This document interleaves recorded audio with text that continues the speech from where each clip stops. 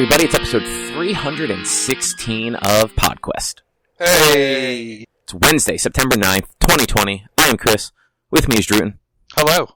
And Walnut. Hi. How you guys doing? I'm alright. Yeah, pretty good. Well, that's something. Yeah, how about you? How are you doing? I'm tired. Allergies have been shit the last few days, so...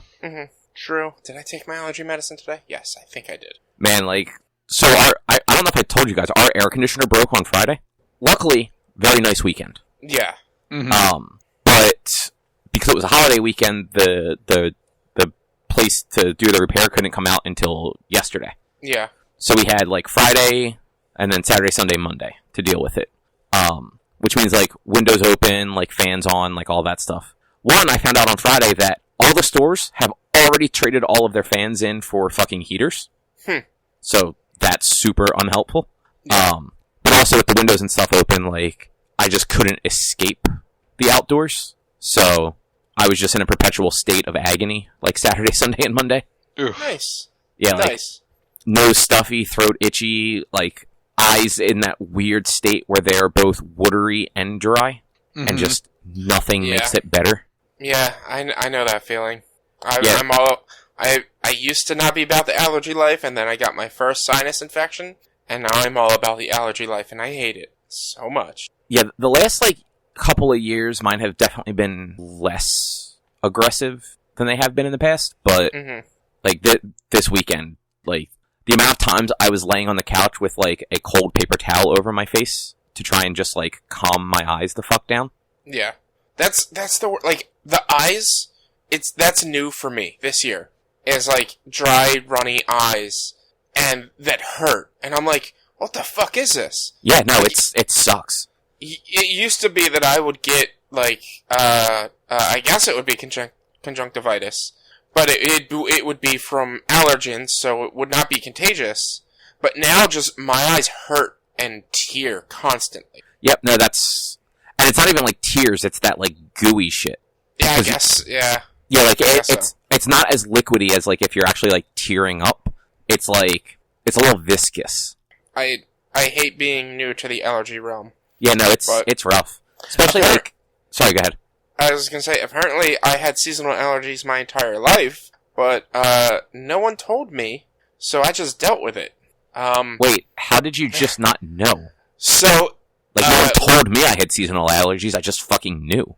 Well, no, it's because my symptoms were, my hands and palms would crack and peel really bad.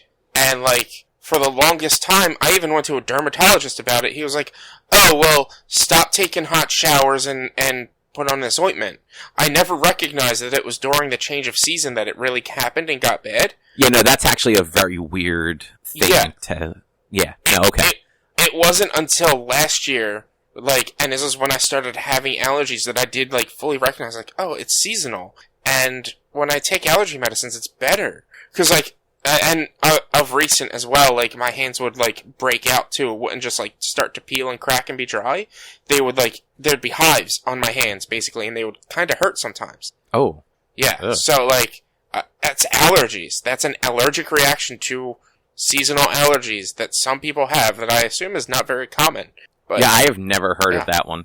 It's something. The biggest impact for me is definitely my eyes, though. I get the sinus stuff. I get sore throats, itchy throats, stuffed nose, runny nose, sneezing, all that common stuff. Yeah. But the eyes are what just fucking do me in because you get to the point where you can't do anything. At least with a runny nose or whatever, you just carry a tissue around, you're fine. Yeah. But when your eyes actually just hurt and are also dry and wet at the same time, it's I just want to scoop them fucking out with a spoon. And it makes it even worse, especially this year with COVID. You don't want to be touching your eyes, especially when you're out at work and stuff. Yeah. That it's you're just crying basically for your entire day until you get back to your car or whatever. Yeah, and it's last year I used eye drops a little bit and they seemed to help. This year, same brand of eye drops, actually making it worse. Huh. Wow. Yeah, I've tried using it when it a couple times when I can feel my eyes starting to get dry and watery at the same time to try and flush everything out. And it ends up actually just drying them out more and making them itch like crazy. Yeah. So now I'm just down to like lots of paper towel, like cold wet paper towels, just kind of like on my eyes for like half hour, 45 minutes. Yeah. That's insane. Yeah, no, it's awful. But you know what else is insane? I was just about to say that. So the guy who founded Jelly Belly is trying to do some Willy Wonka bullshit. Okay. So it's his name's David Klein. He is no longer involved with Jelly Belly. He sold that stuff off in the 80s, but has started some other candy companies since then. He is running a contest, giving away golden dog tags that will lead some people to a $5,000 prize, and one lucky winner will win a fucking chocolate factory. In their region, I think it is. It has to be like... Yeah. Yeah. But so, it's not as easy as, like... Well, not that the Willy Wonka stuff was easy, but, like, in Willy Wonka, you just had to buy a chocolate bar. Like, there was every, like, $2 Wonka bar had a chance of having one of the golden tickets in it. Mm-hmm. This thing is like a competition where you have to go to a website, pay $50 for a riddle, and that riddle is state specific. So like every state has one of these golden dog tag things in it, and the riddle will lead you to that. And if you get it, you then have that's how you win the 5,000, and that's how you get entered to potentially win the actual candy factory. Yeah. And like the whole thing is just fucking wild. I wonder if the site will list... let's see. Does Jersey have theirs up yet? Nope, Jersey is still coming soon. So Jersey isn't even listed yet on the site. It's strange that not all of the states are available yet. Yeah, I guess like they're rolling them out slowly. Because Tennessee's riddle release date will be on October 8th. Oh, actually, yeah, I didn't realize this. I don't think any of them are available yet. None of them are available, but they are releasing on separate days. Like Virginia's October 2nd, South Carolina's October 20th. So like they're all separate days. So I guess they have to first send somebody out there to put this golden dog tag wherever it's going to be. So that's obviously going to take a while. I don't know where his company is based out of. And I mean, he apparently has a few of them, so it might not even be one of his actual candy factories. Like, it might be some sort of, like, weird, I don't know, thing. You can already purchase all of these, though. It looks like the riddle just won't be released until later. Yeah. And there's 471 quantity left in stock for New Jersey. Apparently, he's got a documentary on his YouTube channel about himself. It's called Candyman, the David Klein Story. It's an hour long. All right, then. Yeah. Yeah, it's fucking weird. But it's also, like, it's a good promotion. I'm sure it's going to get them more than what they're going to give away. Like, the whole owning something, that's going to be definitely weird. But that's the thing, like, I feel like there's probably some sort of, like small text on there that is like, you don't really own it, you just, get X from it. Get profits or a lifetime supply. Oh, no, definitely not profits. It's probably going to be like, you get a lifetime supply of candy. Yeah.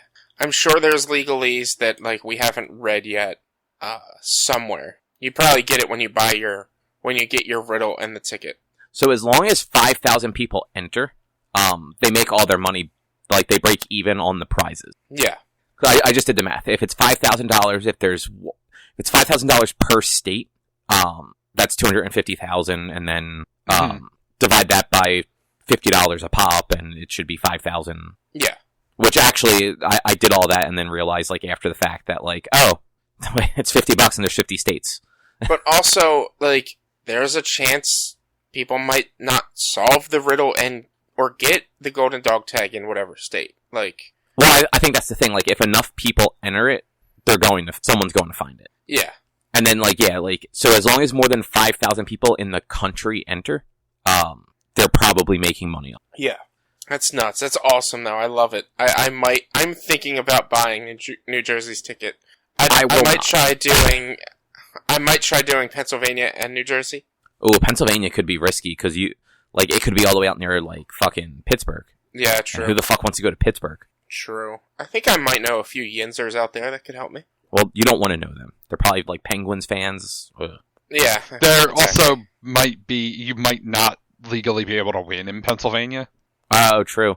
Somewhere in the article I was reading, it does say that you can buy for other states. Sure, it doesn't. So- It appears it doesn't isn't going to stop you from buying in any state. But who knows the legalities of winning? Yeah, X exactly. other state's prize. Yeah, true. but yeah, I mean, you don't worry about Pennsylvania. No, maybe Delaware. Delaware's Yeah, I was gonna say Delaware's like 3 feet long. Like you can definitely make your way through Delaware. yeah. It takes a half hour to go south through Delaware, but like east and west, probably like 2-3 hours. So still not too bad. I mean, other way around. Yeah, I was just thinking about that. I'm like, isn't Delaware taller than it is wide? Yeah. Yeah, true.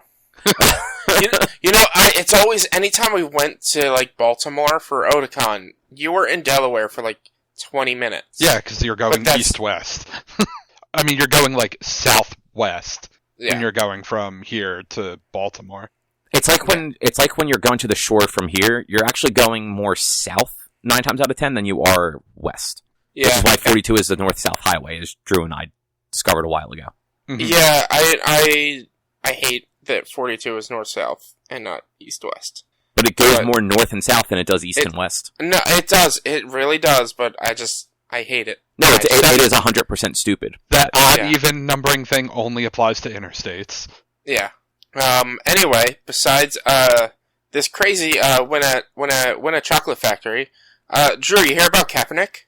Oh yeah, they're putting him back in Madden for the first time in 4 years. Yeah, his player ranking is 81, And yeah, he's an 81 overall. which places him top 15 in all quarterbacks. For someone who hasn't played in 4 years. Yeah. So, was he a good quarterback when he played? Yes. He's way better than most people kind of give him credit for. The guy who does videos over, it used to be SB Nation's YouTube channel. It is now called Secret Base. It is a very good sports YouTube channel. Did one of his chart party videos on Colin Kaepernick. And, statistically, Kaepernick is actually way better than people want to believe he was. Yeah, I think I heard somebody say that, Kaepernick has even come out and been like, guys, I don't think I'm 81 quality right now. But I just find it crazy that, like you said, he hasn't played in 4 years, and he's rated better than Cam Newton, Tannehill. I only wrote their last names, so I only know a few of their first names. But he's rated better than Newton, Allen, Murray, Carr, and Tannehill. But so, based on his last year playing, would he be ranked 81? I believe that was his rating in the last Madden he was in. So they're just going literally off of, the stats they had available for him. Yeah. And it's like he is in as free agency, so pretty much everyone's going to pick him up as soon as they can. I mean, he's added into the franchise mode, and, I'm sure a team will wind up auto-signing him, or, if you're playing as a team that you're, rebuilding and you need a quarterback, probably go sign him. Yeah. I found it funny and kind of ridiculous. A little bit, but, I mean, there's a shit ton of players in that game that probably haven't played in multiple years that are just listed in the game because whatever. Though, to give him an 81, I guess, Yeah. but still, I mean, he is probably better than Derek Carr. Yeah, probably better than Carr and Tannehill, but, probably not Cam Newton. Yeah, I don't know. Well, way to not be a real fan. Man, I haven't played Madden in 5 years. Didn't you play the year that they had the story mode? Nope. Oh, see, I never- thought you did play that. Nah, I never got around to actually getting it. I was interested, but not that much. Meanwhile, that's the only Madden I've played since 2002. Anyway, bunch of Xbox stuff this week. Yeah. Just all of the Xbox. It was great. So, I guess it was yesterday. Well, sometime between Monday night and Tuesday morning, Windows Central reported price leaks and release dates and everything for the Series S and the Series X. Mm-hmm. Microsoft very quickly on social media, no less, confirmed the Series S. So they both confirmed it existed and also that it would be $299. Yeah. Mhm. Didn't reveal any release dates or any specs for it at that time. Fast forward to today, and they then also on social media revealed the price and release date for the Series X, which is going to be $499, and both consoles are going to release on November 10th. Well, the Series S did have some, like it kind of had, like, an ad with some, like, information on its specs, not, So like... that was part of the leak. That was not released by Microsoft yesterday. Well, they retweeted it or something. Like, Microsoft ended up tweeting that video. Okay, the only thing I saw Microsoft tweet was the infographic for it. Unless I was looking at the wrong... unless I was reading the page wrong, I could have swore it was tweeted by Microsoft. I'll go into my history and check. But continue what you were saying. I'm actually double checking that, like, from Xbox's account real quick. I mean, they did eventually post the, like, trailer video thing on YouTube on their on the official Xbox account. But I think most of that was today. No, it was yesterday. It was yesterday, September 8th at 12:34. They at their Xbox official account shared that video and it said Xbox Series S, all digital, not next gen console, faster load times, higher frame rates, richer, more dynamic worlds, next generation gaming performance, in our smallest Xbox ever. # power your dreams, and then the video itself. Okay, and I mean, so that video didn't have any specs in it though. It just said like, hey, it's 4K capable. It'll have ray tracing. Yeah. Like, right, yeah. That stuff's all just assumed for the console. Today they actually posted an article on Xbox.com that ran through the specs of both consoles. Mm-hmm. But it's a little wild that like this leaked, so they're just like, all right, fuck it, just post everything to Twitter. Yeah, I mean, what are you gonna do? There's at this point, there's nothing you can do. People are begging and begging for these prices and information to be announced. Just do it. Yeah, I mean, they were playing chicken with each other, and like Sony still hasn't like announced anything. And something you brought up, I believe last week or the week before, Nintendo didn't announce their prices and details until 2 months before the release. It's 2 months before the release. Yeah, like we need something in the next week from Sony, because expected release is sometime after the 10th, probably the 17th, the following Friday. Yeah. Because like I'm 99% sure the Xbox One and the PS4 released a week apart, with I believe the PS4 coming out first. That sounds right. I didn't look this up, but I'm pretty sure it was a week apart, and I'm pretty sure the PS4 went first. Yeah. But yeah, so spec-wise, between the two consoles, the Series X is 100% more powerful. But surprisingly, the Series S has almost the exact same processor. It's 0.2 gigahertz slower. Yeah. Which, like, isn't much, but it's still an 8-core AMD Zen 2 CPU. They have similar graphics cards. They're both running AMD RDNA 2. The one for the X is just, moderately more powerful. Teraflops are where it gets drastically different. The Series S actually has less teraflops than the Xbox One X. Yeah. Whereas the Series X has double what the One X does. So the Series X has 12, and the Series S has 4. Yeah. I looked up what exactly the teraflops do. It's basically how fast the console can draw polygons. So, like, every teraflop is like a trillion. So, the Series X can theoretically draw 12 trillion polygons per second. Yeah. Okay. Whereas the Series S could only do 4 trillion. That's still a lot. Yeah. I mean, that is, yeah, like, that's a huge difference. That's an 8 trillion difference. But 4 trillion is a lot. Like. Yeah, I mean, it's so you figure the Series S, in a lot of ways, is going to be comparable to the One X. Yeah. I believe it is actually more powerful than the PS4 Pro, though. Probably. I didn't actually look the PS4 stuff up. I don't know. I want to say the PS4 Pro, at least if we're going off teraflops, is somewhere in like the 4.5 range. That sounds right. But even then, from what I was reading, like, it's the article I read compared teraflops to like horsepower in a car. Like, your average car, let's say, has like 100 horsepower, whereas like some like crazy performance race car has 600 horsepower. Mm-hmm. But if it's not in the optimal conditions, like on a track with the right tires, like, it's not hitting 600 horsepower. Right. Yeah. Which So, is exactly the argument Sony made earlier this year. Yeah, and that's exactly the thing. Like, yes, the Xbox One X and the Xbox One X and the Xbox Series X can get up to 6 and 12 teraflops. Do they need 6 and 12 teraflops? Obviously, the Series S gets up to 4.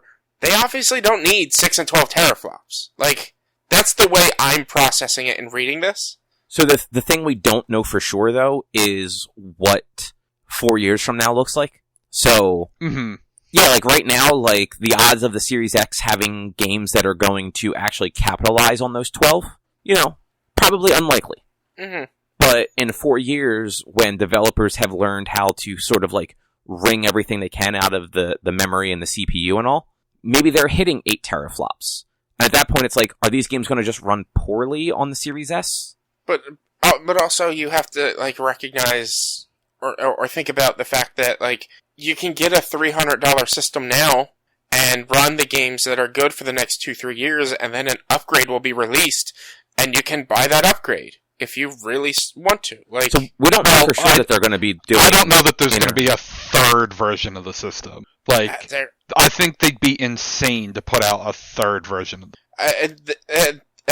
a potential mid-tier version, or like something that, but it's also, it bridges the gap. So if you can only afford 300 and you can't afford 500, you get the Series S, and then in 3 years, maybe you can afford whatever price drop has come for the Series X, and you sell your Series S. Like, I mean, that is definite possibility. I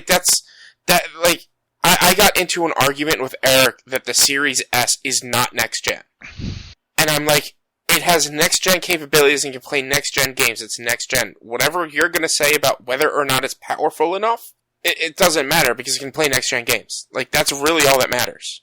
Yeah, I mean, it's 4K capable. It's got ray tracing. It'll do up to 120 frames per second. It has a built-in solid-state drive. 120 frames per second at 1440p. Yeah, it's not. It will not do that at 4K. It's not 4K. Yeah, no, that's true. But it is 4K capable. It is. Well, it will upscale to 4K. That is what the thing said. Is that it does? No, so it says it can upscale to 4K, but I thought it could do native 4K, just not at 60 frames. Well, I don't think it does native 4K. If it does 4K upscaling, it would not also do native 4K. So I took it as 4K upscaling for games that were not in 4K. I mean, they have said this thing is a 1440p native thing, hence the lower price point. Yeah, I mean, like, the performance target on it is listed on this chart as 1440p at 60, whereas, like, the X is 4K at 60. Yeah. But the way that I was reading it, it was still 4K capable, because it'll do, like, 4K playback of media. Sure. Like, you can stream 4K Netflix, or Ultra HD, whatever the fuck that Netflix calls it. Right. But of course, it doesn't have an optical drive, so it's not like you can do, like, 4K Ultra HD Blu-rays or anything like that. Nope. Yeah. It does have a smaller hard drive, too. It's got the 512, slightly slower hard drive. Actually, no, I'm sorry. Hard drive, same speed. Memory, slower. Yes. Yeah. A little bit less memory. It's got 10 gigs versus the 16 in the X. But it's also slower memory. So, again, like, it's still a lot of memory, but, like, at what point does it actually become one of those issues where the S has performance issues with the games? It's going to be interesting to see, like, right at launch, honestly, the comparison between the Series S, the PS5, and the Series X. Yeah, I'm interested to see Digital Foundry do, like, a breakdown like they do with this stuff. Oh, they will. Once they are able to. Yeah, like, it will be out probably fairly quickly after the console's launch, but I'm still just interested to see what kind of, like, what their baselines come out at for this stuff. Yeah. Because, like, at launch, the Series S is going to be 100% fine. Like, games are not going to be taking full advantage of this hardware for at least 2 years. Like, that's always how that goes.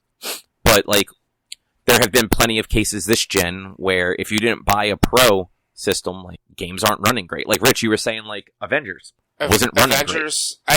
Even Final Fantasy VII Remake, I felt like I had some slight graphical and potential performance issues because I have a base model PlayStation. And I know there were games, I mean, not that this necessarily is the same, but when Nintendo did their 3DS upgrade to the new 3DS, there were like those few games that were only playable on the new 3DS. Yeah, I think there were a handful of games that just didn't play well on the base model after that. Yeah, I think I think it was Monster Hunter Generations, could only be played on the new 3DS and not on... Oh no! Xenoblade was one of them too. Xenoblade was one of them, yeah. I thought Monster Hunter was one too, though. I can't fully remember. I had a new 3DS before it came out, I believe, so it wasn't a big issue for me. You mean you had it before Monster Hunter came? Yeah. Okay. The way you said that, it almost made it sound like you had the new 3DS before it came out. I'm like, who the fuck did you rob? Best Buy. But yeah, so we now know when the Xbox is coming out, what the models are, what the prices are. Pre-orders go up September 22nd. Mm-hmm. So, what is that, 2 weeks from Friday? Yep. Yeah. And they're still doing the... Or no, it's 2 weeks from yesterday, the 22nd. Yeah, it's that's right. Yesterday, the 22nd is on it. I'm sorry, I think the 10th is a Friday. The November 10th is a Friday. Yes. Yeah. That's what I was... Yeah. But yeah, so 2 weeks from this past Tuesday. And they're doing the Xbox All Access stuff with it still. So it'll be $25 a month for the Series S, and $35 a month for the Series X. And that's like a 24-month. I believe the interest rate is supposed to be super low as long as you make all your payments. If you miss a payment, though, I think the fine print on that stuff was like something astronomical. But that also comes with 2 years of Game Pass Ultimate and Xbox Live, which I think are just the one service. Yeah, and you know what? That's I wouldn't hate to pay that. Yeah, so $25 or $35 a month for 2 years is absolutely reasonable, or could be absolutely reasonable for someone on a tight budget. And it actually comes out, so it's like $20 less than if you were to just buy the Series X outright and then also have Game Pass Ultimate the entire time. Yeah. Mm-hmm. And like the cool thing with Ultimate is you also get the PC stuff with that. So you'd have $35 a month, but you'd be able to play every first-party game on your Xbox or your PC. Yeah, and I feel like the Series S, they're kind of trying to gear it more towards the cloud gaming. This way, and that's probably why they made it like slightly less powerful graphically and such, is so that like, alright, well, you're pulling the graphics and everything off the cloud and not off your system. And so, like, in 3 years when games can't be run on it fine on the Series S, you go with the cloud gaming that it's still in beta testing, but they're working on it. I mean, that's possible. I feel like in 3 years, the cloud gaming is still not going to be viable, like, widespread. So, like, if that is their sort of, like, mentality, like, that's kind of a shitty mentality. But also, it's a budget console. Like, yeah, and the it's a trailer, thing to get people to play. The trailer straight up said, and, like, I don't know if this is just, like, because they're trying to promote it. Trailer straight up said, works best with Game Pass Ultimate. Like, they want people to get Game Pass, they want people to work on, or to try out, like, the cloud gaming technology, so that they can perfect it. Does Game Pass Ultimate come with xCloud? Yes. Oh, I didn't realize it did.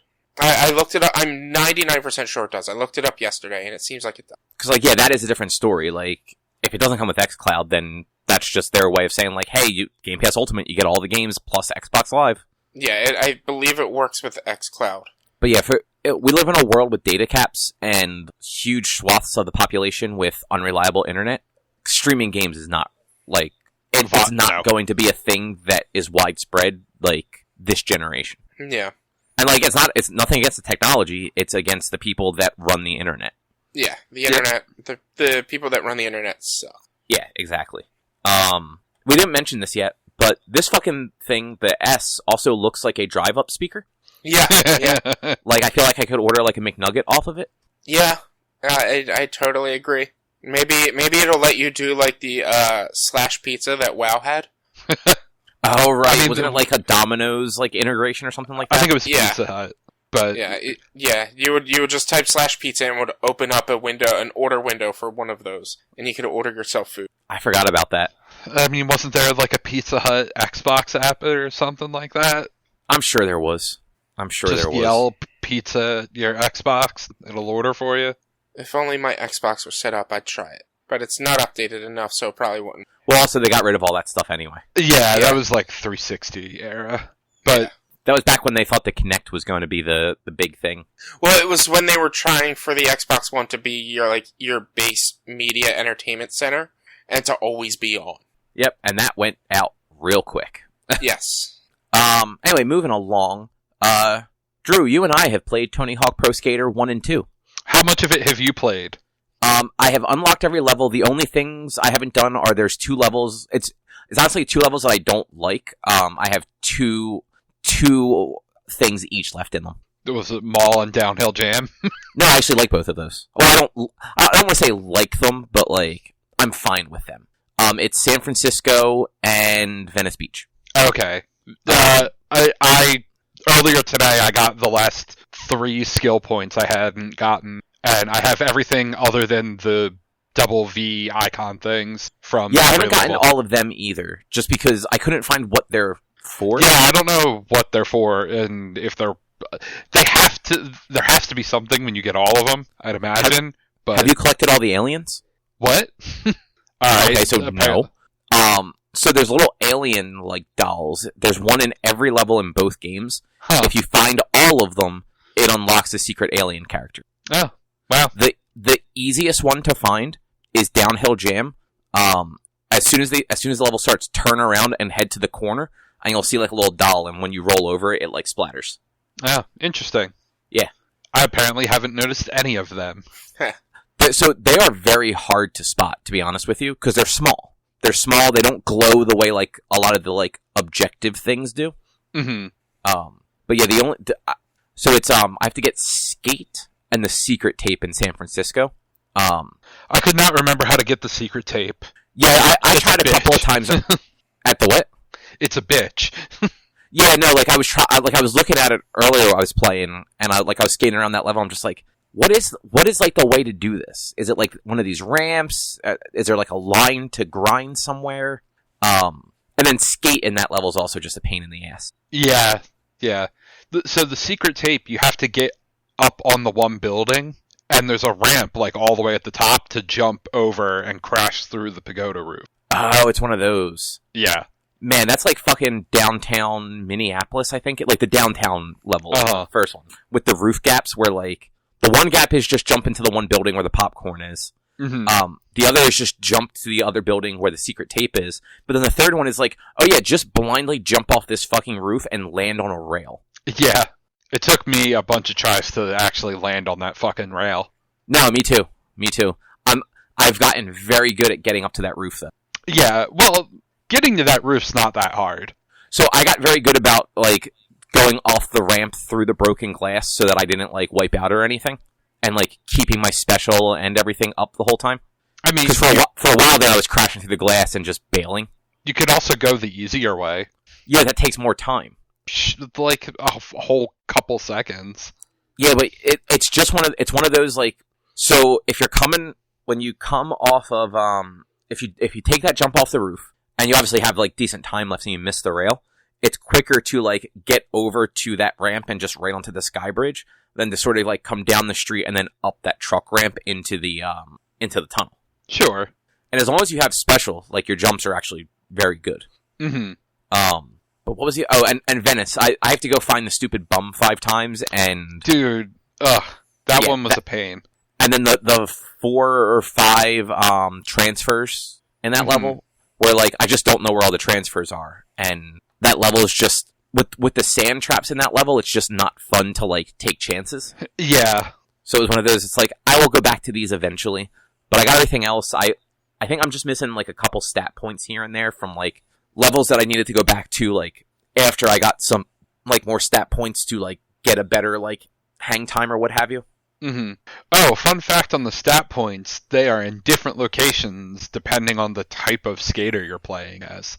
Really? Yeah. Because, like, I couldn't figure out how to get one on School 2 because it was just kind of off the side of one of the buildings. And I'm like, how the fuck do I get there? Like, I tried wall riding. I tried jumping off the buildings that you have to do the kickflip over the gap on. And, like, neither of them I could get close to it. So I pulled up YouTube videos trying to figure out how to get to it. And, like, I'm looking at this video, and I'm like, wait, they're showing the stat points in the pool. That's not where this is for me. And then it was like, stat points, vert skater. I'm like, oh, alright, well, my created skater is not a vert skater.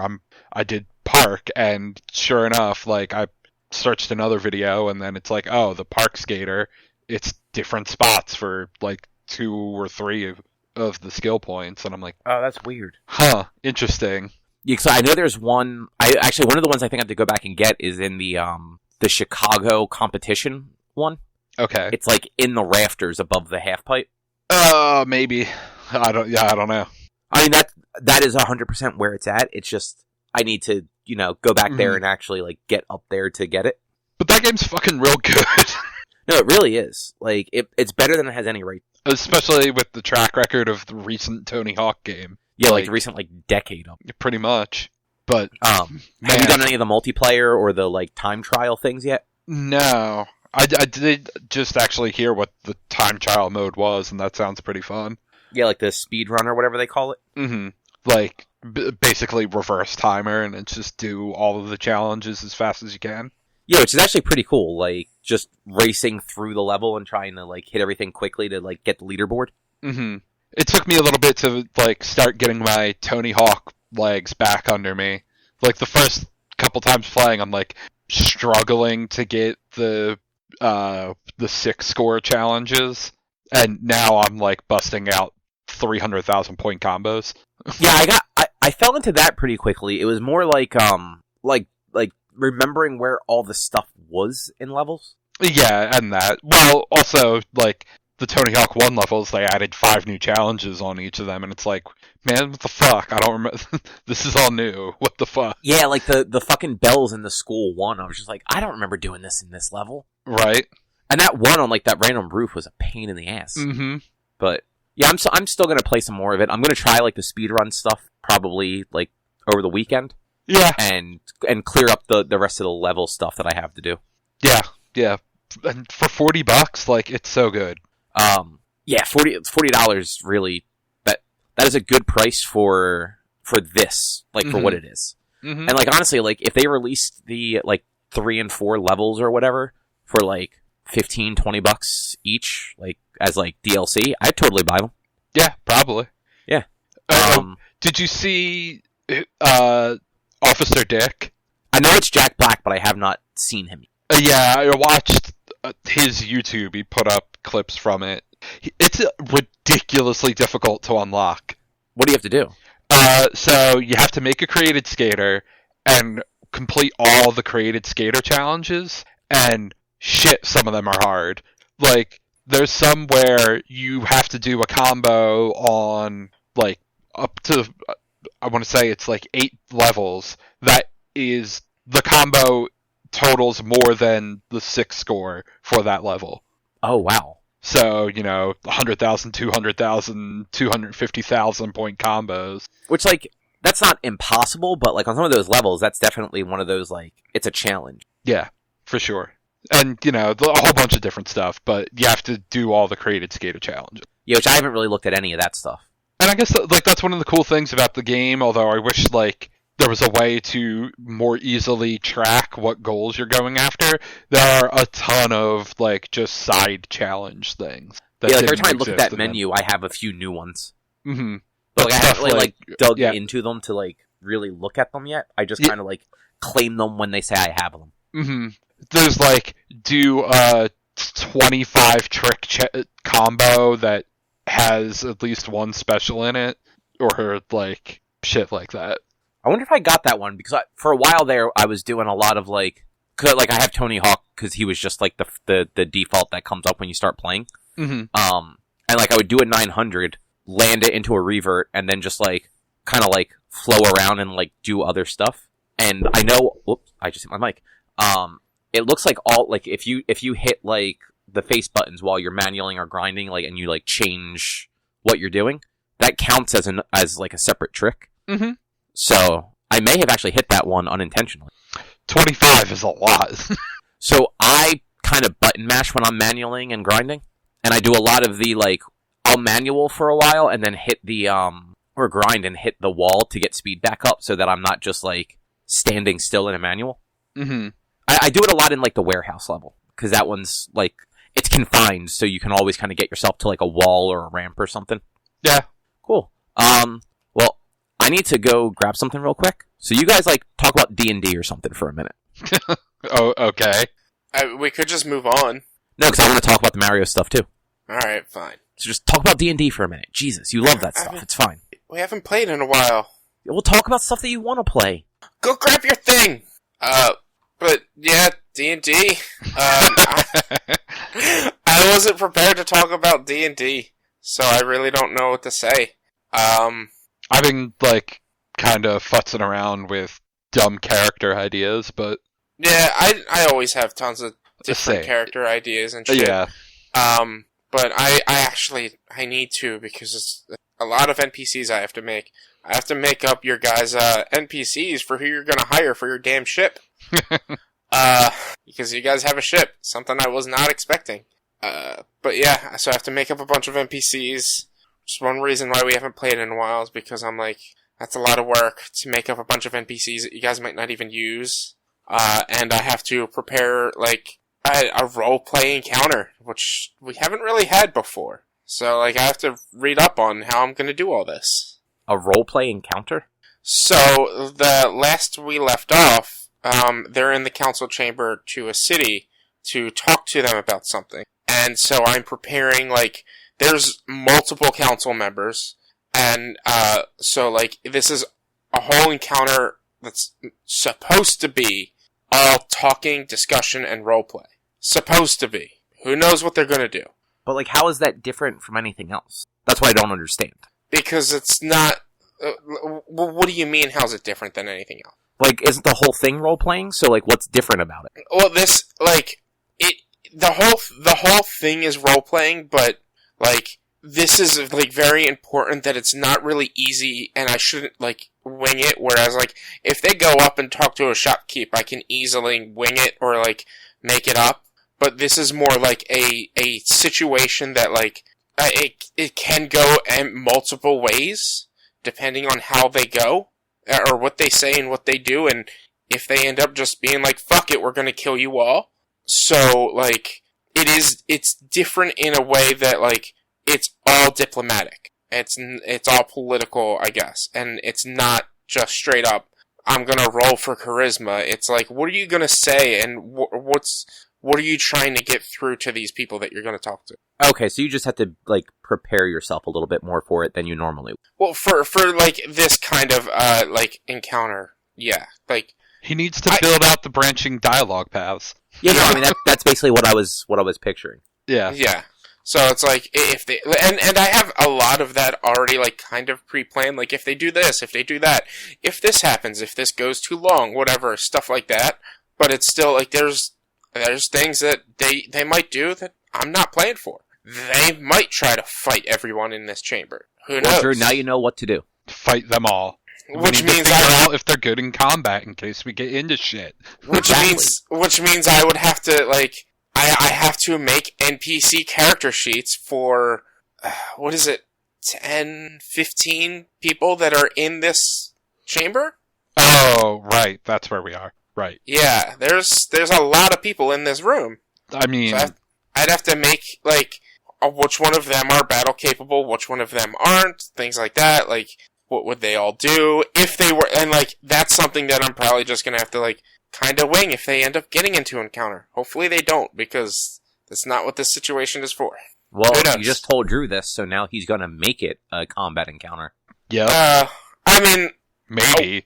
Probably not. Maybe. But... there's a chance it could definitely become a combat encounter by the end of it, depending on what they do. Like, and that's why, I have to, like, figure out how this is gonna go out, and I had to create 15 NPCs that are all gonna be in this room. Each with their own personalities, each with their own, like, stuff going on in their lives. It's crazy. I love it, but it's just, like, it's crazy. I get. Is that all you wanted to say about that for now? I mean, I wasn't even really planning on saying that about that. No, I understand, but I didn't want to cut you off while you were talking. No, that's about it. That's all I got. I'm just super excited to talk about Mario. Yeah, Hold on, real quick before we move on to Mario. There's a note on the outline that on the soundtrack for Tony Hawk. Oh, right, yeah. So you can go in there and like uncheck things like off of the soundtrack and options, so that it doesn't play them. It seems to like just not keep that though. Huh. Because like honestly, like I don't like hip hop. Like it's not music I want to listen to. So like I went through and I listened to every track, and there were like 2 of them that I kept on there that sounded alright, but all the rest I checked off. I just want like the punk and ska and stuff. Mm-hmm. But like it seems like when I quit the game and like go back to like pick like a new tour, it undoes all that because all the rap music keeps playing. That sucks. That it doesn't save it. Yeah, it's super annoying because like there's enough music on there that I don't even know who the artists are, that I can't just like quickly go through and like check everything off. Like I have to spend a minute listening to like the sample to be like, okay, yeah, no, this is one of the tracks I don't want. Yeah, because it is a pretty huge soundtrack on this one.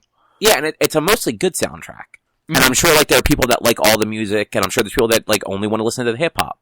To each their own. Yeah. There are apparently like I actually haven't messed with them yet, but there's like toggles for like themes. I'm assuming the themes are probably just Tony Hawk 1, Tony Hawk 2, or like everything. Yeah, interesting. Yeah, I honestly did not look at any of the soundtrack settings. I just kind of have let it go. Yeah, I played a bunch of it with it all just going. I'm just like, God, I don't like a lot of this music. I don't want to keep listening to this. So like that's when I went in. I'm like, okay, because it shows you in the bottom corner that you can hit R3 to skip tracks a lot of times. Mm-hmm. So like I was doing that now and then. I'm like, I wonder if you can just go in and like select the song, and you can. It just seems to like undo every time you like go back to the main menu.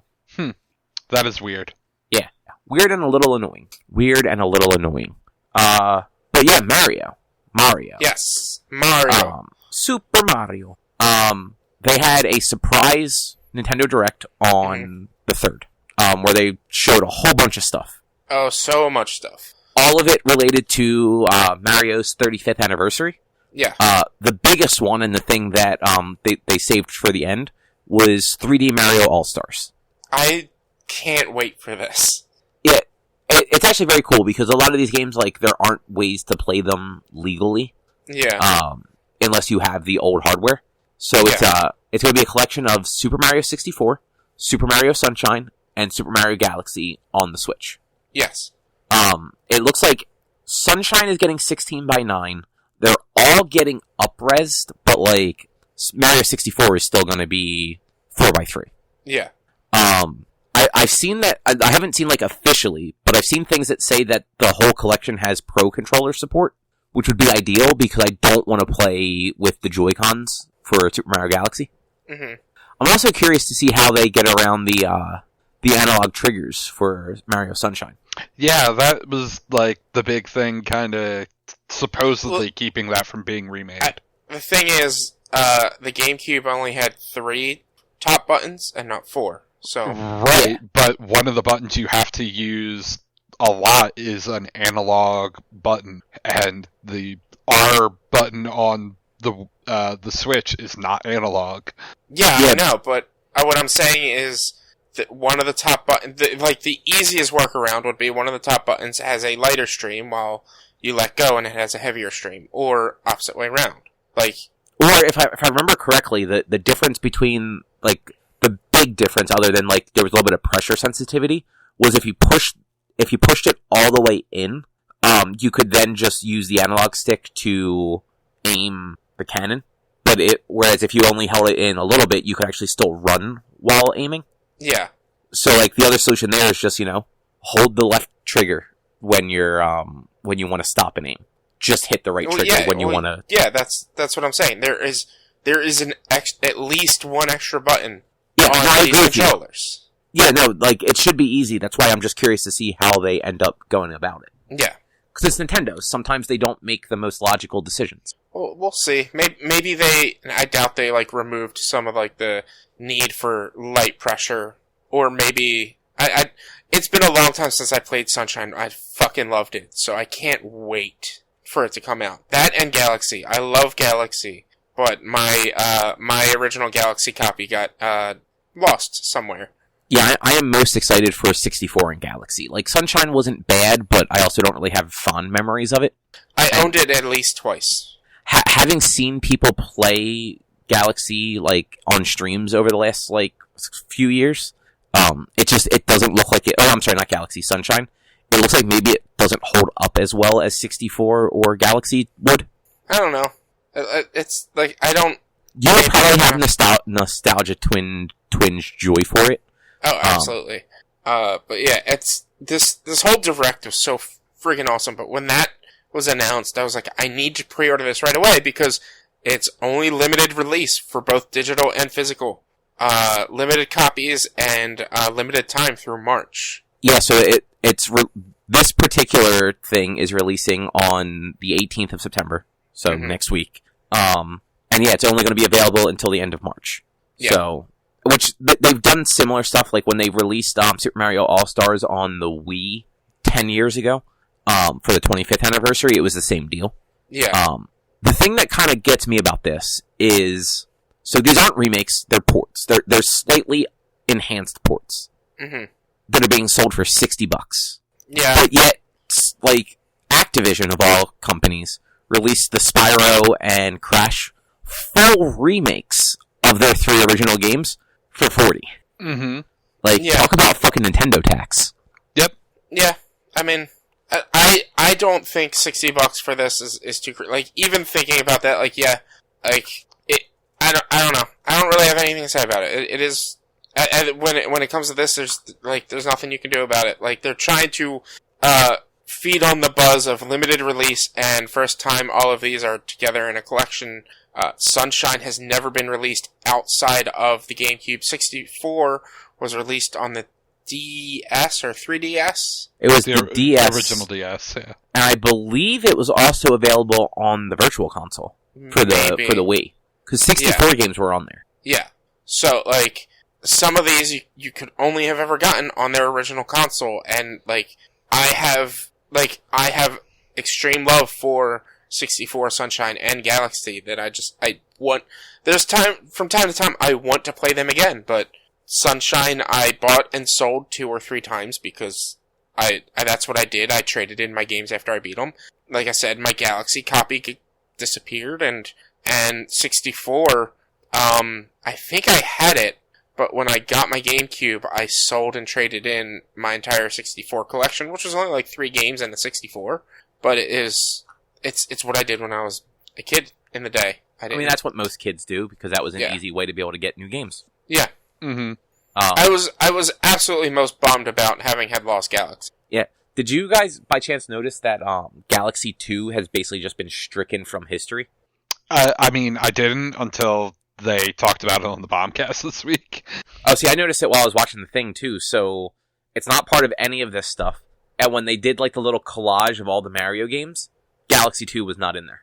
I didn't notice that, but, like, Galaxy 2 is, like, it's a weird intersect between, like, a 3D Mario game, like the original Galaxy, and the 3D World games. It's so, like, it was a good game, but, like, it is kind of a weird thing that they did that. Yeah, like, and I've always heard that, like, Galaxy 2 was actually very good. I never actually played it. It was, but it was level-based. It wasn't, like, world-based, If I'm remembering correctly, like, you traveled around on your ship to different, like, worlds, but instead of, like, being, like, the 64 Sunshine and Galaxy template where you jump into the world, each world had multiple levels, and you just would do each level. Oh, okay. Yeah, so it was, like, a combination of, like, these 3D Mario games as well as, like, the Mario World type games. Yeah. Okay, I get what you're saying. Yeah. Yeah, I think that might be the only Mario game that I've never played. It was, I think I do still own that. I have to get my games that are at my parents' house and go through them, but I think Galaxy 2 I do still own. Was it Wii U or was it Wii? It was Wii. The only Mario games that we got on the Wii U were the New Super Mario Brothers and the 3D World. Okay. Which, speaking of 3D World, that's getting ported to the Switch now. It may be the last Wii U game that hadn't come over. Yeah, probably. I never had it, so I plan on getting this one, especially since they're adding whatever this Bowser's Fury is. Yeah, no one really knows what that is. I actually played a bunch of 3D World with your brother. Mm-hmm. Back when we were both unemployed, he had it, and yeah, we played through a decent chunk of that together. Yeah. It comes out in February though, so it's not as close as some of these other releases are, but it's still, not too far off. Yeah. What else did they show? So the original Super Mario All-Stars got released on the Switch SNES Online Collection dealie. Yeah.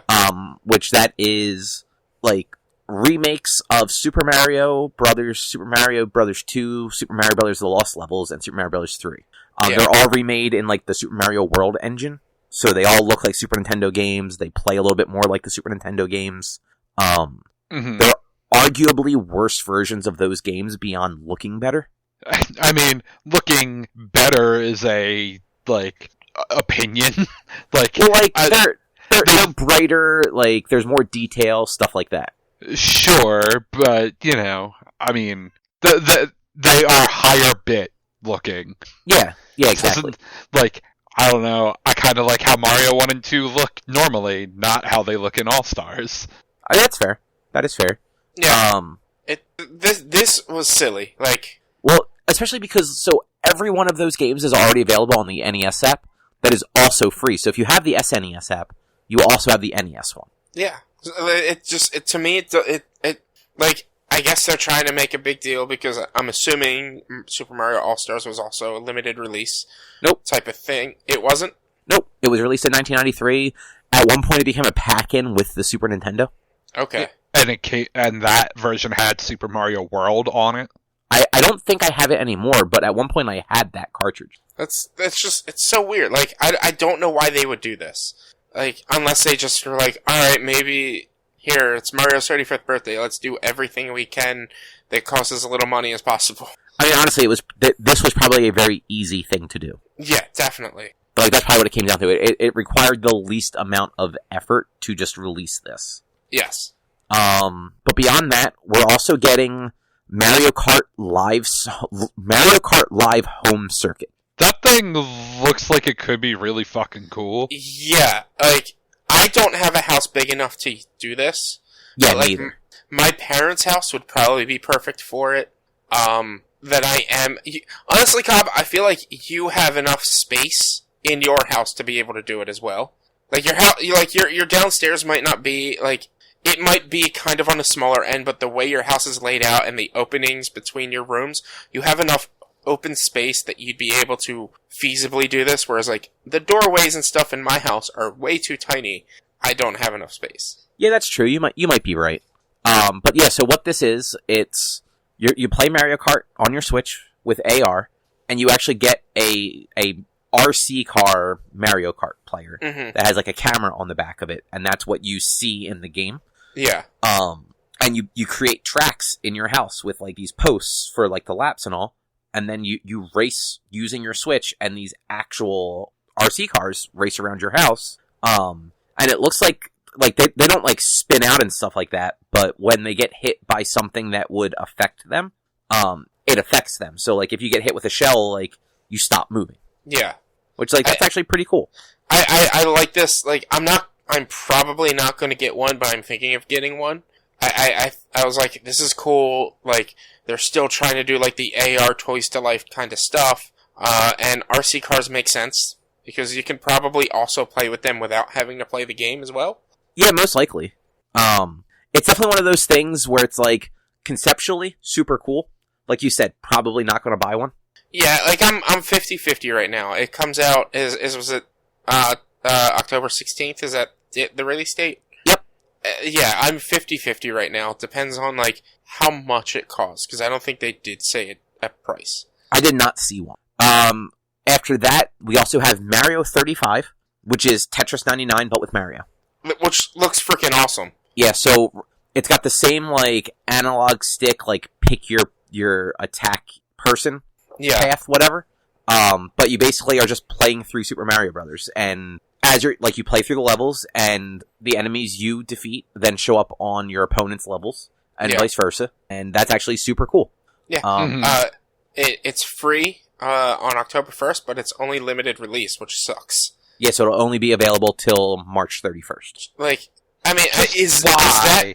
that his, like, the actual birthday date is March 31st? No, it's the end of the fiscal year. Okay, but, like, Mario debuted in 1985. This is his 35th anniversary. That March by 2021, it's not. But these plans obviously got delayed because of COVID.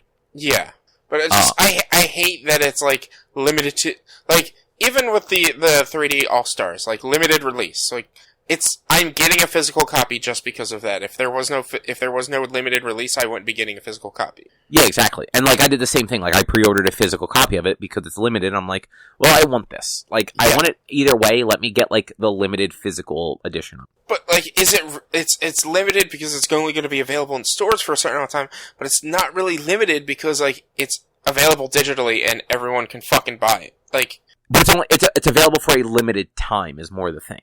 Like, if you don't buy it in the 6 months it's available, you can't buy it digitally later. You might be able to buy a used copy later, because I'm sure people will trade it in. Mm-hmm. Or after the last date, March 31st or whatever, the stores that have it will probably just penny it out and make it pre-owned and sell it themselves. Yeah, most likely. That depends. So, if it's new, there's a chance that they won't just penny it out, because they might just take a hit on it that way. Mm-hmm. But, you know, you never know. You never know. And then the last thing that they really showed off there was they're releasing a Game & Watch, like, handheld, that is going to have all of Super Mario Bros. 1 and all of the Lost Levels on it, as well as a Mario-themed ball game, which is, like, one of, like, the classic Game & Watch games, but it's going to have Mario's face on it instead of, like, the generic Game & Watch face. Yeah. It's also going to be a clock with 35 different, like, clock options, it sounded like. Mm-hmm. Which is, you know, that's cool. Like, I mean, that is what Game & Watch is. So I am more inclined to buy this than I am Mario Kart Live, but it's also, how much is it? I didn't see a price listed for it. Yeah. It's the problem with both of those is I don't think there was a price, and I haven't looked it up since then to see if, like, any stores have prices for them yet. Yeah, exactly. And then, that comes out on March 13th. Mm-hmm.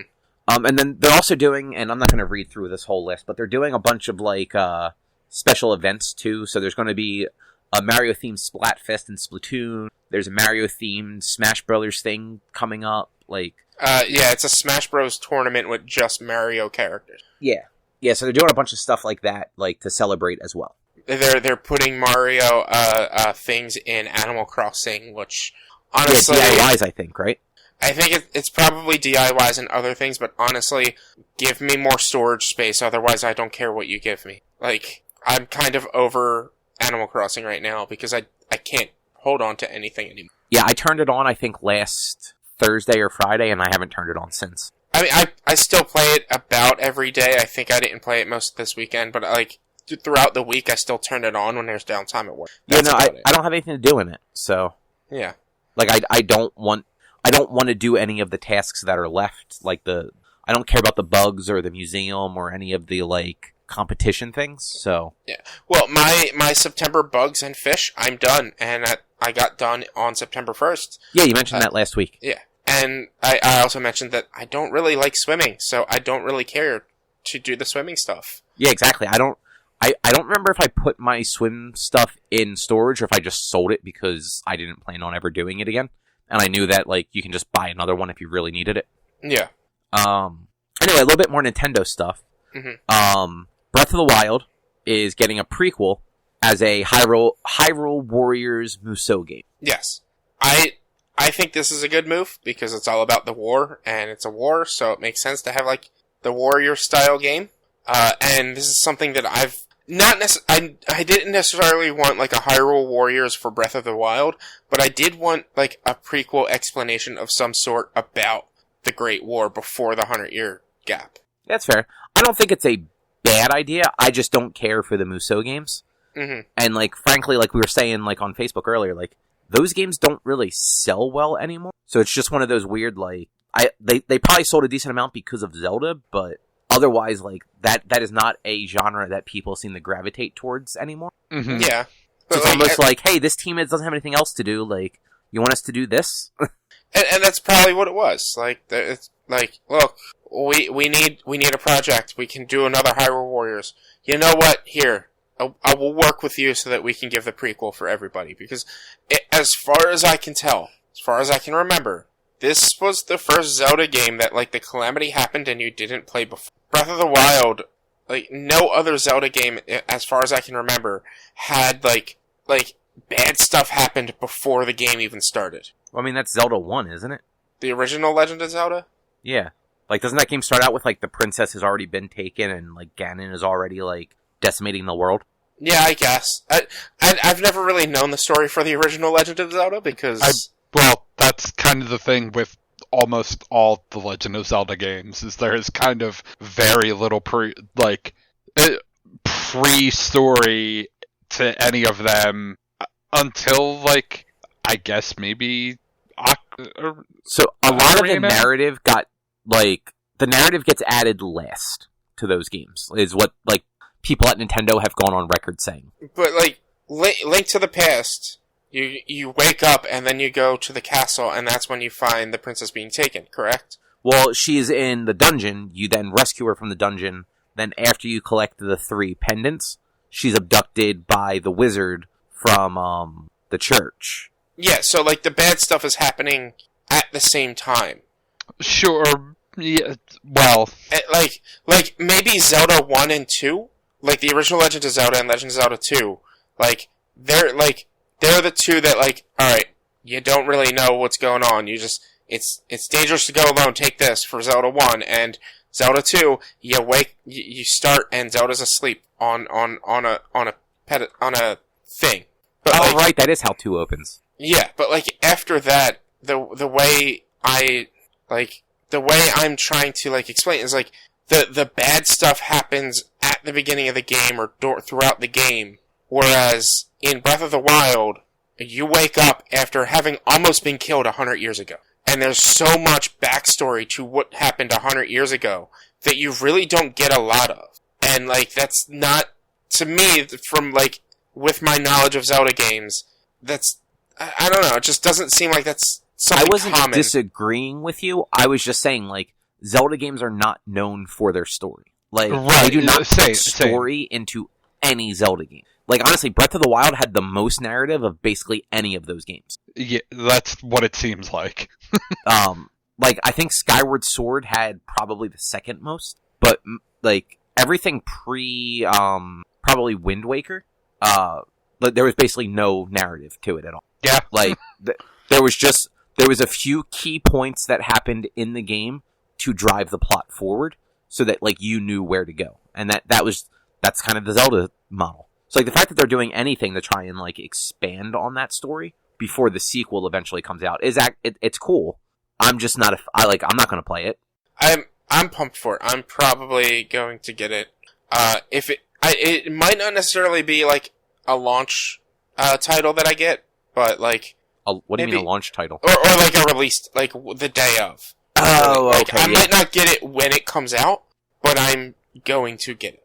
I know, I played a little bit of Hyrule Warriors and really disliked it. So I'll probably just, like, look up and see, like, what the story is that they tell in this game. Mm-hmm. Cause that's all I'm like, you know, kind of interested to see that. Yeah. But yeah, I think that is all of the Nintendo stuff.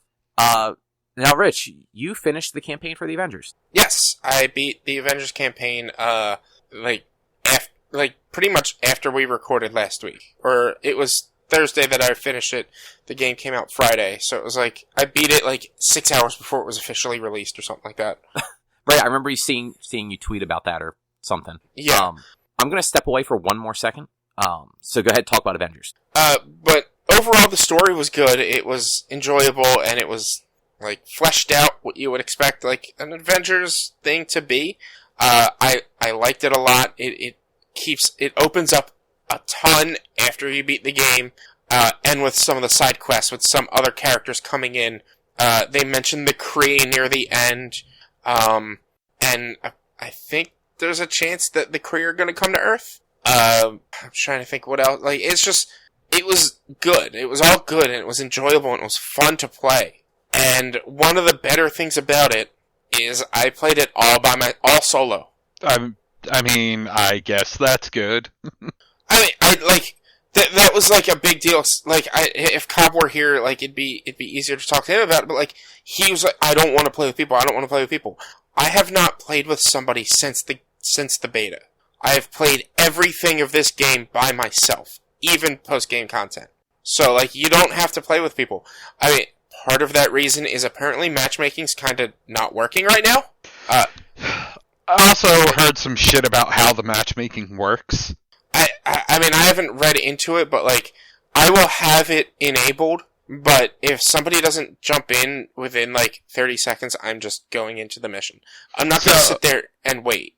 So the thing I heard that seems pretty stupid about the matchmaking is like, say you open up your game and like you want to play with 4 people. As soon as a second person joins, they can just start the game, and now it's just you 2 and 2 AI. Well, I mean, I don't. Yeah, you can play with just the 2 people. It's whoever is like the party leader, I would assume. But you can literally anyone can just start it, though. Again, but you can also veto the starting of the mission. Can you? Yes, you hold the touchpad before the mission starts, and it'll stop the mission from starting. You can veto it, and if you want to play with 4 people, you veto it until 4 people show up. But again, apparently there's issues with matchmaking that it's not really working all too well. I even clicked Quick Match by accident yesterday, and it threw me in, got me set up, started to load a mission, and then canceled out of it and just loaded me into the Chimera, which is the airship. Okay. So I was like, I didn't want to do the mission anyway, so I wasn't upset. I accidentally clicked it trying to get onto the Chimera. So have you done any of the multiplayer? I have played the entire game solo, and you can play the entire game solo. Well, that's why I was asking if you had done any multiplayer. I haven't done any multiplayer, no, but Eric is still way underleveled than me, so I haven't played with him, and I guess there's issues with matchmaking, but like, the game is still just as good by myself. I don't miss out on anything playing by myself. Well, that's good. If anything, the game might even be slightly easier playing by yourself. Because if computer characters go down more than 3 times, you can keep bringing them back to life. But if you as a player go down 3 times, the map is over. So I'm assuming if you go down 3 times when you're playing with somebody else, you're dead, until everyone else goes down, or the mission's complete. I don't really know. Have you had the AI revive you at all? Yeah, it happens kind of quite frequently, because like, the game can be hard at times, depending on the enemies you fight and who you're playing as. Like, the AI recovers me all the time. They do a pretty good job of it, though? Yeah, so the AI isn't terrible, but it isn't amazing. The enemies are really smart, but I think they're really smart because they had to make the players really smart, if you get what I'm saying. And so, but then, sometimes I'll go and run in and just go into the middle of a pack, but the rest of my AI is still a little behind me before they even catch up. So I'll be dead and I'll be down for 10 seconds before they even catch up to me.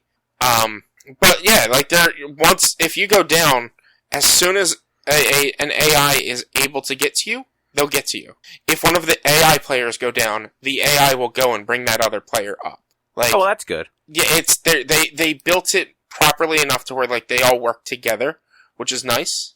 One thing that I haven't had happen often enough, or that often, is if you go fight some of the bigger enemies and stun them to do some of your takedown finishers, there's a point where you have to tap square to fill up a bar during the takedown. If you don't do that and just sit there and wait, somebody else can come and join in on the takedown. I've done that a few times, and I think I've only had the AI join in on the takedown once out of 10 times. It's not a big deal because you just you just hit square to fill in the circle and you finish the takedown yourself. It doesn't break the game, it's not a big issue, but there will be quite often where the AI will start the takedown and then wait for somebody else to come finish it, where I'll go and join in on the finisher. That's kind of cool. The game is admittedly buggy, and I've got some written down of issues I've seen or just like different things that like I want to discuss about the game. But like it is admittedly buggy, but none of the bugs are major game breaking, and like it seems like they're infrequent but frequent enough to be noticed by people. So like I don't see a lot of bugs, but the bug I have seen has been seen by other people as well. So like it's weird. Like they did a good job. This is also their first game, like the first time Crystal Dynamics made a game like this, so I expected it to be kind of buggy. One thing that annoyed me, there was another day one update. So there always are, aren't there? But there was an update day one of the pre-release. Well, and you guys were almost like glorified beta testers at that point, because it was like, all right, a bunch more people get to play it after the beta test, and they can tell us what's broken for us to patch again. Maybe. I don't really, like, I got more issues after the day one patch than I did during my first 3 days of playing. Oh, really? Yeah. If I, like, I think I had one crash, but besides that, like, I seemingly had a fine time playing. Like, there was one instance where, like, Hulk jumped somewhere and got stuck in his jump for the entire mission, which sucked, but he was a computer player, so it didn't really affect me. He was an AI character. But I was just like, it's annoying that there was a day one update after there was already a day -3 update. That is actually kind of just, I mean, I understand why there would be another one, but it's kind of silly that it actually, like, made the game buggier for you. Yeah. Or maybe I just didn't, like, I didn't encounter the bugs until afterwards. It might not have made it more buggier, but that's true. Like I said, the bugs happen often enough that a lot of people experience them, but they are also pretty infrequent as well. Yeah, I mean, all the bugs could have been in endgame shit that nobody was at before proper day one. Maybe. Like one of the bugs I was getting that I can't remember if I got it before or after the release would be when I completed my daily tasks and handed them in, you get, so there's technically, like, there's a bunch of different kinds of currencies. Most of them are for upgrading your equipment, but like the two main currencies are credits and units. Units are for buying cosmetics from a vendor, and credits are for buying marketplace things. And so whenever I would hand in my dailies, it would be like, alright, here's your units, so that I could buy, like, stuff from the vendor, but it would say full, and I wouldn't get any more units. And that happened to me a couple of times. That actually happened to me today, too. So it's like, that's kind of frustrating. I eventually, like, started getting units again, because I was 150 away from being able to buy my first cosmetic thing, which was Hulk in a suit, so like, the Joe Fix-It? Yes. So, like, all of their cosmetics, I've noticed, is, like, they have, like, say 5 different Hulks, but each of those Hulks have, like, 5 different colors, and each of those colors, one comes from the marketplace, one comes from the vendor, one comes from doing the challenge card, one comes from just playing the game, and one comes from, getting a pattern that you go to the fabricator for. So it's like, not all of them are, like, going to be unlocked from playing the game, but not all of them are going to necessarily, you have to buy them. Yeah, I think wasn't it for the five main heroes, or 6, like, you don't have to buy them at all, like, you can unlock them all through the game? Well, I mean, there's going to be marketplace cosmetics eventually, I'm sure, that you can buy for Hulk, or for any of the 6, but yeah, I guess, essentially, most of them, you don't have to pay real money for. So we did the update. One thing that's great, the subtitles. The subtitles are fantastic, because it's subtitles and closed caption. So, like, sometimes they don't match with what's being said, so, like, Stark will be like, oh, that's not good, but instead it'll be, like, something longer, but, like, it's essentially the same thing as him saying, oh, that's not good. But other times it'll add, like, subtle context that I wouldn't have noticed if I hadn't had them, kind of like a comic would, where, like, it'll have that little, like, bubble of, like, this happens, or whatever. Okay. Like, so, like, the subtitles and the closed captions, really useful. Well, that's cool. One thing that's funny, though, is naming inconsistencies. So, Banner and Hulk are Banner and Hulk in their respective forms. Black Widow is Natasha. Tony Stark and Iron Man is Tony Stark. Always, no matter if he's in the Iron Man costume or as Tony. Kamala Khan is Kamala. Captain Steve Rogers is Captain America. Yeah, that is weird. It's just, and it's not like a big issue. It makes me laugh that like, shouldn't you make Tony be Tony and Iron Man, like when he's wearing the costume, kind of like Hulk Banner? Yeah, like, but Tony Stark is Iron Man, remember? Yeah, yes, I know, but like, kind of like have Nat be Nat when you're not on a mission, but when you're on a mission, she's Widow. Like, now, does Thor go by Donald Blake and all? No, Thor is just Thor, but he has the Donald Blake costume. Like, the first costume you get after the bridge, the first costume you get to play as Thor is in his volunteer Donald Blake shirt. Oh, right, because that was from that one trailer, too, wasn't it? Yes, and that's your first mission with Thor. So, another frustrating thing, there's 2 outposts, one for each faction. And in order to get your daily objectives, you have to go to each one. So when you load up the game, you have to go to the Chimera, get your daily objectives, load up, go to the Anthill, get your daily objectives. When you have to hand them in, you have to go to each one separately. I've heard other people complain about that, too. It's dumb. Like, it's annoying. I get it, they're 2 separate factions. But, like, the biggest problem is the person to hand in your completed tasks for the shield on the Chimera is on the complete back end of the fucking ship, where, like, to load up and leave, you have to go to the front end of the fucking ship. Oh, yeah, no, that's really dumb. So you load up right next to the war table, and you have to go all the way back to the hangar, down the stairs to the back corner. And then to leave, you have to go all the way up the stairs back to the front of the ship to load up the war table again. And, like, it's not the longest walk, but that's a decent amount of space between those 2 spots. That's a decent walk. You have to pass through the crew quarters that has the weapons and item vendor, that has the cosmetic vendor, and then go down the steps in that hangar and go all the way to the back corner. It is a long walk. It's frustrating. So, like, I won't go hand in anything until I have them all done, because it's kind of silly that I have to do that. Yeah, no, I understand. So I've heard and read other places where people complain about that, but I didn't fully understand why it was annoying. Like, that does make a lot more sense. Like, not only is it 2 different locations, you then have to traverse those locations just to turn in the quests. And the person to get the quest is a different person than you go to turn in the quest. Yeah, that's just all the way stupid. So like, on the Chimera, you load up in the war room, and you go up a set of stairs, and then, like, to, like, the captain's quarters, basically, and there's the person to get the shield quests. But to hand in the shield quests, you have to go all the way to the back of the fucking ship. And this is all, like, post-campaign stuff, right? I mean, you can start doing the daily stuff once you meet the factions, but, like, there are times where you can't get access to the faction bases during the storyline. So, like, grabbing them isn't really going to be helpful. So, yeah, it's mostly endgame stuff. I've been doing the challenge cards, the hero challenge cards, that are going to cost $10 for the battle passes. One silly thing is, the hero challenge cards reset at midnight every night. The daily faction quests reset at noon Eastern time every day. Oh, that's dumb. And the weekly reset is Sunday. Or Saturday night, Sunday morning, I think. Yeah, at midnight. So it's really dumb that, like, those 2 sets of dailies are 2 separate fucking times.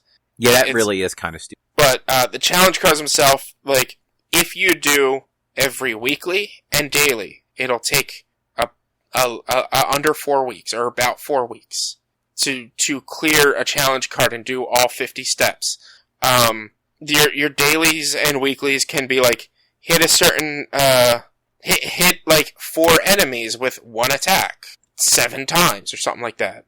And or is this just to unlock costumes, or is there, like, something else you get out of it? It is. You get costumes, nameplates, emotes, in-game resources, and credits, which are used to buy the battle passes and marketplace stuff. So really, like, those are only really something to do if you, A, are looking for ways to extend the game, and B, are interested in cosmetics. Yeah. The thing is, like I said, you get the credits for them. Hulk, unless I did my math incorrectly, Hulk gets you 1,200 credits. So if 1,000 credits gets you 1 battle pass, you don't have to pay any money for a fucking battle pass as long as you do these objectives. Well, that's what we were talking about last week, too. Yeah. That, like, the article from the PlayStation blog basically says that, like, hey, you earn credits by doing these, like... Yeah. If you just do these, you can just keep buying the battle passes with them. But, like, one thing we were saying is, like, last week, there's probably, you're gonna have to buy at least one or pay for at least one, like, pay the extra $10 or whatever. But no. If I hadn't paid the extra $10 to get the game 3 days early and have those extra 1,000 points, as long as you do these things for even the core 6 characters, you should have roughly around 8,000 credits if you do them all for every character. Which is actually pretty cool if it actually does work out that way. Like, we'll have to wait until the first characters get released to really know. Yeah. But yeah, Hulk, like I said, Hulk gives 12,000. Cap gives 1,200. Cap gives 1,300. So unless I did my math wrong on Hulk, some of them give more than others. I already said that matchmaking's kind of broken, but like I said, it's fine because I've played the entire game, even post-game content, by myself. You do not need a single other person to play this game with. Which, I mean, that's good. Yeah, and I'm 15, 20 hours playing this game. Like, people who don't want to play with other people, you don't need to. You might miss out on, can't, like... apparently. You can play, like, I can play with friends, and, like, I can... like group, like anybody who has the game that's on my PlayStation friends list, we can play together. Do you know anyone other than Eric that has it? Kwame has it, and I think a couple of people on my friends list that I had friended through Destiny have it, but I don't really talk to them, so it doesn't matter. But like you can play with other people. It's just like matchmaking and random matchmaking doesn't really work, from what I hear. I haven't really tried. I only tried once, and I didn't actually want to do it. And then there's like some cool scenarios, like if you're playing as Hulk and you have Thor with you, and you go down, Thor yells, "We don't have a Hulk." That's kind of funny. Yeah. And after you get Thor and I guess basically beat the game, because that's the first time you can wander the ship, you can go to his room and Mjolnir is on the floor, and you can go try to move it and lift it. And you can do that with every character. Obviously, none of them can lift it. Cap can move it. Oh, that's like a nice little touch. And then Thor, if you're running around as Thor and you go into his room and see Mjolnir there, he lifts it up, throws it around. It's like I said, strong. Like as always, I am the strongest Avenger, and then puts it back down. So like nice little nods like that. It's over. Like I'm having a good time with this game, even having had beaten it. There are quest lines that kind of feed more story into the game after beating it that push you to play more. So I haven't gotten to that end point of like I no longer have any in-game quests to do. Like at the moment I just finished a quest line, but there's a really long one for the woman Monica. She's known as the Scientist Supreme. Because, like, I'm not gonna spoil it, but, like, at the end of the game, she's now known as the Scientist Supreme. Well, that is historically, the Scientist Supreme is the person in charge of AIM. Yeah, so, you basically know. But she is now known as the Scientist Supreme, and she is basically running AIM, and there's a quest line that, like, feeds into, like, what AIM is doing post-game, and you have to do objectives in that, but each time you do, like, a quest, like a part of the quest chain in that, it unlocks a secondary quest line that you have to complete in order to complete that quest chain for the Scientist Supreme. Well, at least it sounds like they put a lot of content into this. Yeah, there's a ton of content. I don't know if you heard me, like, they referenced the Kree, at the end, near the end of the game, and there's a potential chance they might come in. Thor has a quest line where basically Loki's on Earth. You don't see Loki, but, like, stuff happens, and at the end, he's like, "Oh, brother," or something like that. So, like, Loki's here, so we might run into Loki. Apparently there's gonna be iconic and story-based quests for each of these characters they add. So I don't know about Spider-Man, but at least for, Clint and Kate, there's gonna be something going on with those. Which, that's cool. Like, I have personally heard enough good and bad about this game that I am very glad I didn't spend $60 on it up front. But, like, I am still interested in getting it cheap just to play through the story and, like, see the Easter eggs. Yeah, and I feel like once you get it with enough of the content that's going to be added and all the bugs are going to be out, you're going to be like, this is a good game, and I'm glad I got it. And I feel like you are going to continue to play it whenever new stuff comes out with it. I'm not just saying this as, like, an argument, but, like, I really doubt that. Like, I'm already pretty bad about going back to things to play them.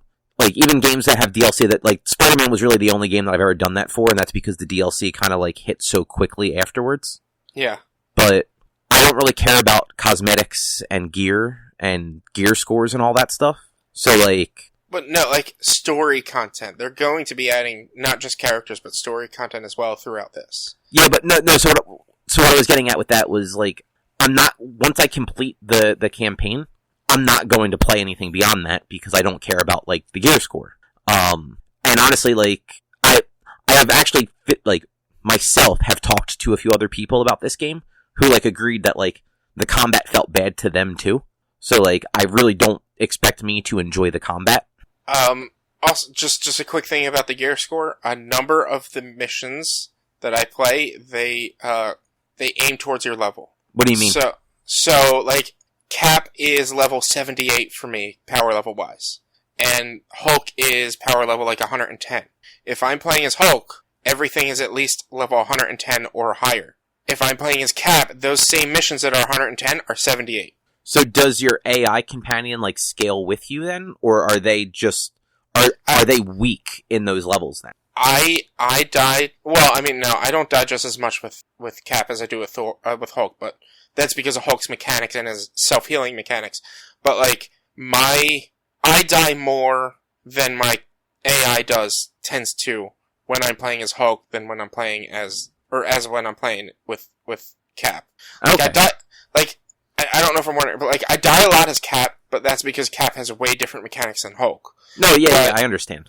Like, yeah, I tend to die more than my AI does. They keep up, but they have the abilities that you have given them. So if you want them to have better abilities, you have to level them up to 100 so that you can set up their different, or not 100, to 50, their actual character level, so that they have the different, like, custom abilities that you want. So for instance, my Hulk, when I do the thunderclap, which is him hitting his two hands together, it sets up a gamma radiation, like, area that will heal my characters, but hurt anyone that's in it.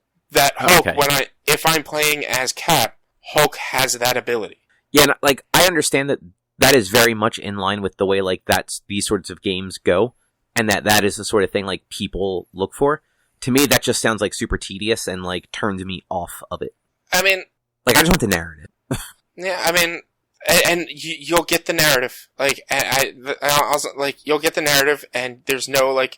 I don't think you have to be any specific level throughout the game. Just the higher the level you are, the easier it's going to be. Yeah, which that's fine. But leveling up your character to 50 isn't really that hard. It doesn't really, like, it doesn't seem too grindy. Like, the harm missions, like, you run those, and there's 5 of them.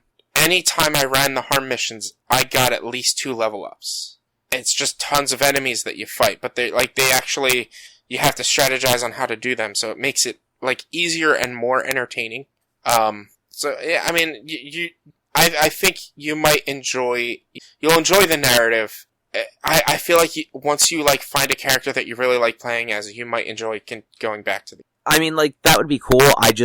I really don't expect that, because out of the 5 characters, or however many you get to play as in the beta, like, I didn't like any of them enough that I'm like, oh yeah, I could play this for 50 hours. And that's the problem. The beta had 4 of the 6 characters, and, like, you got to play as every one of the characters in the beta, but not long enough, and not to your liking. Like, once you set them up the way you want to set them up, or the way, like, for instance, my Cap, does basically nothing but takedowns. And in order to recover his health, you need to do takedowns.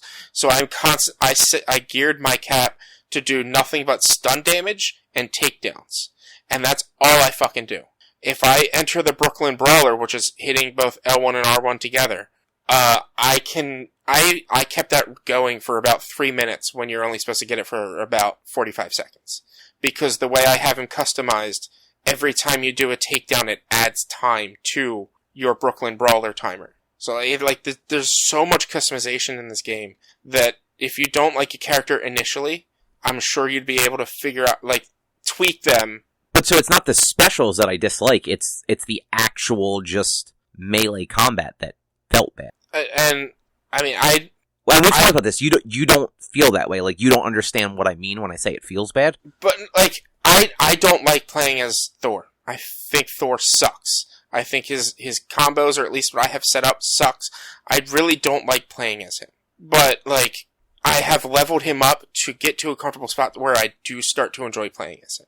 And like, it gets to a point once you, and not just the specials, because the specials, they're always the same specials. It's just how you stat them. You unlock more combos and different button presses for each of your characters. Like I showed you last week that we didn't really talk about, Iron Man in the beta didn't have lasers or rockets. Iron Man in the main game has lasers and rockets. In the beta, he just had the repulsors. Yeah, that's it. Now there's things in the game that for me, when I'm playing as Iron Man, I'm using the lasers more so than anything else, because they're that much better than everything else. You might like the rockets more, and you might be able to upgrade and set up your Iron Man, if that's who you like to play as, to be able to fire more rockets and to not consume as much of your energy when firing the rocket. I don't know, man. Iron Man felt pretty bad in the beta, so I've never had a major issue with Iron Man. Did you ever play the PS3 game around the time the movie came out? No, I did not. So it wasn't as bad as that, but it still just had that flying and fighting just was finicky. I mean, I didn't get to see you playing as Iron Man, so I don't really know. Would you always just dash once you jumped into the air, or would you hover? No, I would hover sometimes. Okay. When he was just on the ground, he just felt generic. When he was when you were actually flying and trying to shoot things, that's where it felt just clunky. Yeah, I don't shoot things while flying that often, so I can't really. Well, they kind of force you to do it in the opening mission, and that's the only time they force you to do it. I think you have to do it a little bit in the training, but obviously in the beta you don't get to play Iron Man beyond the training. So no, you don't have to do it at all. I thought after the bridge scene, you don't have I believe the harm room training that you do as Kamala as Iron Man, it teaches you how to fly with him, but you don't have to fly and kill things. So one of the last things you have to do involves the turrets hitting you, and you have to fly and I think return them back or something like that. I forget exactly what it was because it was a month ago now. Does that sound familiar to you? What do you mean by return them back? So I honestly don't remember exactly what was going on, but there was a portion near the end where there were two turrets on two towers, and you had to fly around them so that they would target you. And then I forget if you had to block the shot or shoot them or block it and then shoot them, but you had to do something while flying around these turrets. Well, if you block as Iron Man, it stops him from fly dashing, and just makes him stationary. And if you time it right, he has an aura wave that spreads around him. Yeah, and they have you use that on enemies on the ground, as part of the training. There was none of that for flying, because flying doesn't do that. You can jump into the air, dash and fly, and then punch somebody when you get close to them, and he'll zip to them. Yeah, but no, so it was specifically in that training. There were 2 turrets. There were no other enemies. There were just 2 turrets that shot missiles at, or virtual missiles. But they wouldn't just shoot them. You had to actually get close enough that they would target you. And I forget what you were supposed to do with them. But it did involve, it was the only part of the training that 100% involved flying. I don't remember. And I did it twice, obviously, because I did it in the beta and in the main game. I don't remember, so I don't know. I don't know what you're trying to reference. I don't remember having to do anything with flying. I just remember them showing you how to fly. Well, it's fine. It's not that important. But by the time I play this, it'll be well out of your memory anyway. Yeah. Because honestly, if it plays better on next gen, I might wait till it's cheap on next gen. Yeah, you have a PS4 Pro, so it might play better on your PS4. I thought you did. No, I have a PS4 Pro Slim. Or, I'm sorry, a PS Slim. Okay. No, I was never going to drop $500 on a mid-generation upgrade. Yeah. That's a bit much. Yeah. Mm-hmm. But yeah, that's all I've got about Avengers. Cool. So Ubisoft had one of their things today and announced a couple of things of sort of note. So they moved Assassin's Creed Valhalla's release date from November 17th to the 10th so that it launches on Xbox. It'll also have a free upgrade if you purchase the Xbox One version to Series X. Mm-hmm. Do you guys think that it was originally going to launch with PS5 and that they changed it to go on to Xbox when they found out Xbox was going early? I feel like they just picked, like, probably, yeah, they just picked a random date. 17th should be when everything's coming out, or some things are coming out. They probably know a little bit more than everyone else. It's like, alright, well, we have to have this ready by this date, so... Well, haven't people at Ubisoft made comments about Sony's hardware in the past, like, 3 or 4 months? They said something recently that it's not going to have PS2, 1, 2, or 3 backwards compatibility. Oh, is that Ubisoft? I thought that was somebody at Sony that said that. No, that was Ubisoft that said that. Of course they did, pricks. Which, you know, it's a third party saying that. Maybe that's just Ubisoft saying, we don't want to put our games on backwards compatibility, so we're saying that Sony can't do it at all. Yeah, exactly. But Granted, like, fucking what PS2 or PS1 Ubisoft games does anyone actually... Yeah, really, like, I can't even think of any notable ones off the top of my head. I know they exist. Like, okay, sure, people would be mad if there's no PS3. People would be like upset about the first 2 Assassin's Creed games. It's more like the second 2. Okay, yeah, 2 like, in Brotherhood, right? Yeah, because like Assassin's Creed, it's special for it being the first one, but it's not a good game. It was 2 in Brotherhood were the peak of that series. Yeah. Yeah. But, like, who cares about, like, old PS1 Rainbow Six? Like, no one wants to play that in 2020. True. I mean, but the problem is there are some assholes out there that do want to play it. Yeah. Sure. Like, you know there's somebody out there that, like, has that disc and is just waiting for a console to be able to play it again. Probably. But yeah, so that's Assassin's Creed, and then Watch Dogs officially is coming out on the 29th for current gen PC and Stadia, if anyone uses Stadia. And then it is going to launch on the 10th for Series X and S as well. And like Assassin's Creed, it'll be a free upgrade to current gen. Or from current gen to next. Which, like, good on them. I wish they had done that for the PS3 to PS4 with Black Flag, but, because I actually, when I upgraded it, I never ended up going and playing Black Flag on a PS4. I think Black Flag may have been one of the only games that even had that option for that generational gap. Yeah. Like, that was not a thing back then. No. And also, we don't know if that's going to necessarily be the case for the Sony stuff. Because, like, Xbox has been pretty out there with, like, the smart delivery and all that. Yeah. But, like, we don't... Until Sony actually announces stuff, we don't know for sure what their end of it's going to support. Yeah. I'm pretty sure Ubisoft said it was the case for both next gens. Okay, because I know one of the infographics they had for one of these only mentioned the Xbox stuff because they don't have any dates or data for the PS5 yet. So I wasn't sure if they were just, not announcing the PS5 info right now. That's probably the case. So The Walking Dead is finally gonna fucking end in like another 2 years. Yay! Yeah, I saw this earlier. Good. I'll wait until it's all over. But apparently season 11 is gonna have like 20-something fucking episodes. Yeah, so season 11 is gonna be 24 episodes. It's going to air in the fall of 2021 and then finish up in early 2022. So next year. Mm-hmm. It'll start. They did add 10 episodes on to season 10, which season 10 stopped airing back in like March, I guess it was. They never aired the finale though. Okay. So the finale has been done for a while. That the finale for season 10 is actually going to air in October. And then they're going to go into production on 10 more episodes this fall for that same season and air those early next year.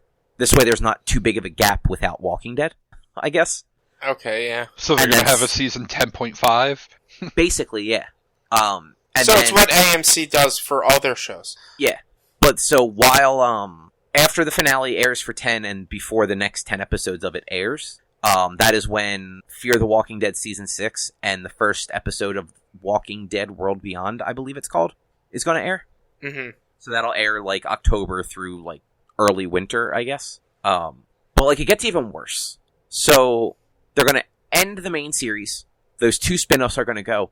And then they're just going to make more fucking spin-offs. So they're already planning a Daryl Carol spin-off series that follows the 2 of them. after the main series. As well as an anthology series that's going to follow different survivors in each episode. I love Norman Reedus, but at this point, I fucking hate Daryl.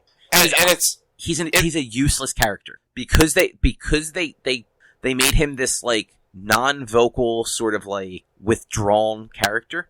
He has had no development in the last 10 years. It's not even that. It is kind of that, but it's also the fact that like the guy fucking killed a tank.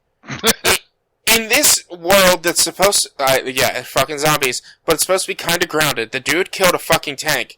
Like, I swear, he should have been the one to go instead of Abraham when Negan killed people. Wait, when did he kill a tank? During the end of the prison arc before they went to Terminus. So it was the mid-season finale. The governor showed up to the prison with a fucking tank. And I remember that. I don't remember what he did, though. He grabs a grenade and throws it down, well, not throws it, but grabs a grenade, pops the pin, and rolls it down the barrel of the gun. And it blows up inside the tank. So obviously, he didn't kill the tank, but he killed the people in the tank. So he killed the fucking tank. I mean, that's not that over the top, at least. But you made this, like, you have this world where anyone could die at any time. You made fucking Carl die. But that's because he wanted to go back to school. I respect him for that. But you had fucking so many other characters that were good die. But you keep Daryl because he's a fan favorite.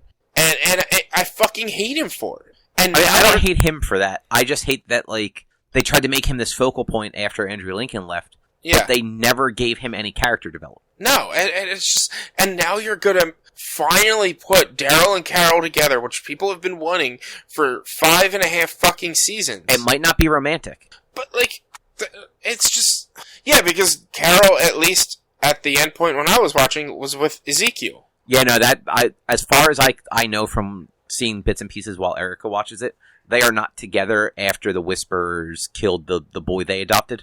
Yeah. Like, Carol kind of went, like, a little crazy after that. And this whole fucking Rick shit, and a movie, still in development, it's unneeded. Like, I hate this show. Like, I loved this show. I loved it. Sat down every Sunday or Monday, because I might not have been able to watch it on that Sunday, to watch it as soon as I could. Went over a friend's house, had viewing parties for the show. And now you just... It fucking sucks now, and you're milking this cow way too much. I mean, it's fucking sucked for like 7 years.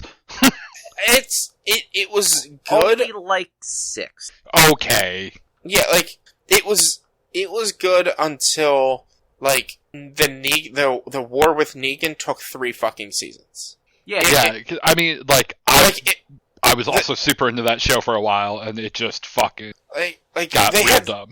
They had such a great actor and character with the governor, but and he took 2 fucking seasons. Like, he shouldn't have, or a season and a half, probably. But like, they could totally do, and this would be a worthwhile spin-off, backstory on the fucking governor. But no, you're gonna give me Daryl and Carol, the romantic journeys during a zombie apocalypse. Fuck you guys. Seriously. You know, I mean, like I said, I don't watch it regularly anymore. Like, I just kind of see whatever's going on. Yeah, I watched until Rick left, and then like I tried to stay on it through the like I watched another episode or 2 after the time jump, and I'm just like, this shit is stupid. Like, I don't like it. Rick is like a core part of his fucking show. And you kill him off, you should have ended the show. That's what they did in the comic. Spoilers. Yeah. No, and that's the thing, like, the comic was the perspective of Rick. So once he died, they showed, it was like, what, 3 issues of, like, what happened after, but that was it? Like, it was 1 issue. Like, Rick died, and then the next issue was the last issue. Yeah, exactly. But, like, this fucking show, Rick's not even dead. He's just fucking somewhere else. That was the dumbest fucking thing in the world. I mean, that's a problem with, like, live-action television, like, if an actor doesn't want to do it anymore, like, do you guys know, have you guys heard or seen of that show, Mom, with, Chris Pratt's ex-wife, Yeah, Anna Faris? Okay. She left the show recently. Because that's Anna Faris and Jamie Lee Curtis, right? No, it's not Jamie Lee Curtis. That's not Jamie Lee Curtis. What is her name? I don't know her name. I knew her name until you said Jamie Lee Curtis, and then Allison Janney. There we go. Okay. But yeah, it's those two. In the first, 2 or 3 seasons, Anna Faris had 2 children in the show, too. Both of them were written out and not even mentioned anymore. And then it was basically about her relationship with her mom and their, AA, NA support group people. And then for season 8, Anna Faris isn't going to be in it. They're not recasting the role. It's just going to be Allison Janney and the support group people. But, that show should have ended then. Because the show season 1 was about Anna Faris's daughter, who's a teenager, becoming a mom, and Anna Faris, who got pregnant with her daughter as a teenager, being a single mom to these 2 kids, and rekindling her relationship with her mom, who was also a teenager when she got pregnant. And, it's supposed to be this generational mom thing. And then you write off the daughter, and now you're just writing off, the title character. I mean, the title character's name is Mom, so, anybody could be the fucking title character, but you know what I'm saying. I freaking hate TV shows. Stop. Oh, man. You don't hate all TV shows. Especially the one I'm going to talk about. I won't spoil it since I doubt you've watched it yet. No, I didn't. So My Hero Academia had a 2-part OVA that they put out. It takes place prior to the provisional license exam. Mm-hmm. So it takes place mid to late season 3, I guess that would be. So post All Might fight, pre-license exam. It's kind of around it's right around the time when they're working on their signature moves and everything like that. So Deku has his upgraded suit for the kicking. Yeah. And they actually do at one point show a quick little flashback of him doing the when he kicks the wall that Bakugo knocked over. Yeah. They use that as a quick little shot of him doing something. But it's basically the class gets split into 2 groups, and it's so fucking obvious too. So it's Group A and Group B. Group A are all the characters you know. Group B is not that you know necessarily, but all the characters that are actually doing stuff 90% of the time. Yeah. And then Group B is the Sugar Rush guy, and the guy that talks to animals, and the Invisible Girl, and the Tape guy. The ones who when they're used are used cool, but just aren't used often. And then the A team is literally the A team. But they get split into groups, and they have to go into this collapsing mall that's one of their test grounds. And there's a dummy that they have to search and rescue. Mm-hmm. And obviously everyone kind of gets broken up and split up because Bakugo's a complete douchebag and doesn't want to listen to anybody, so he marches off on his own with the Electric Kid and the Rock Kid, whose names are escaping me right now. Yeah. Because those are his only 2 friends. And then everybody else is kind of together, and then they get split up. And it's very formulaic, but it was good. It was a good 48 minutes, I guess, when you add them both together. Yeah. And it was nice to just have a little bit of have something from that show, since I don't think the next season will be out till sometime next year. Yeah, I think it's fall next year. Yeah, that's probably right, especially with all the delays and everything. Yeah. Obviously, an OVA does not actually do anything for any character development or story progression, but still, it was cool. Yeah. You can talk about your thing first, and then I'll do mine. I watched Food Wars. I have heard of that show. I heard it's not porn, but it's as close to food porn as it can be without showing nudity. Yeah, I mean, yeah, I didn't know what I was getting into when I jumped into it. I heard it was pretty good to watch it, and it's always been on my radar. And so at one point last week, I was I had nothing else to do. Avengers hadn't come out, so I just I'll watch the first episode, or I'll watch this. And I personally don't feel like I can watch this show on my TV because of how pervy it is. In case somebody else walks in. And I cringe so much at the pervy stuff. But it's once per episode it gets that weird perviness. And it's all around food too, isn't it? Yeah. which makes So it even weirder. So the main character, he's grown up in his dad's kitchen. Like they own a diner in Japan, and they do traditional Japanese like diner cuisine. He's a high school kid, so he's like since he was 3, he's worked in his dad's kitchen. And he gets, at the end of the first episode, he gets sent to this prestigious cooking school because his dad decides, like, hey, my friend needs help traveling the world and cooking for people, so you're going to this prestigious school while I travel the world and cook for people, because that's what shitty anime Japanese dads do. Like, they just do that. And obviously his mom's not in the picture because every tragic character has a dead mom.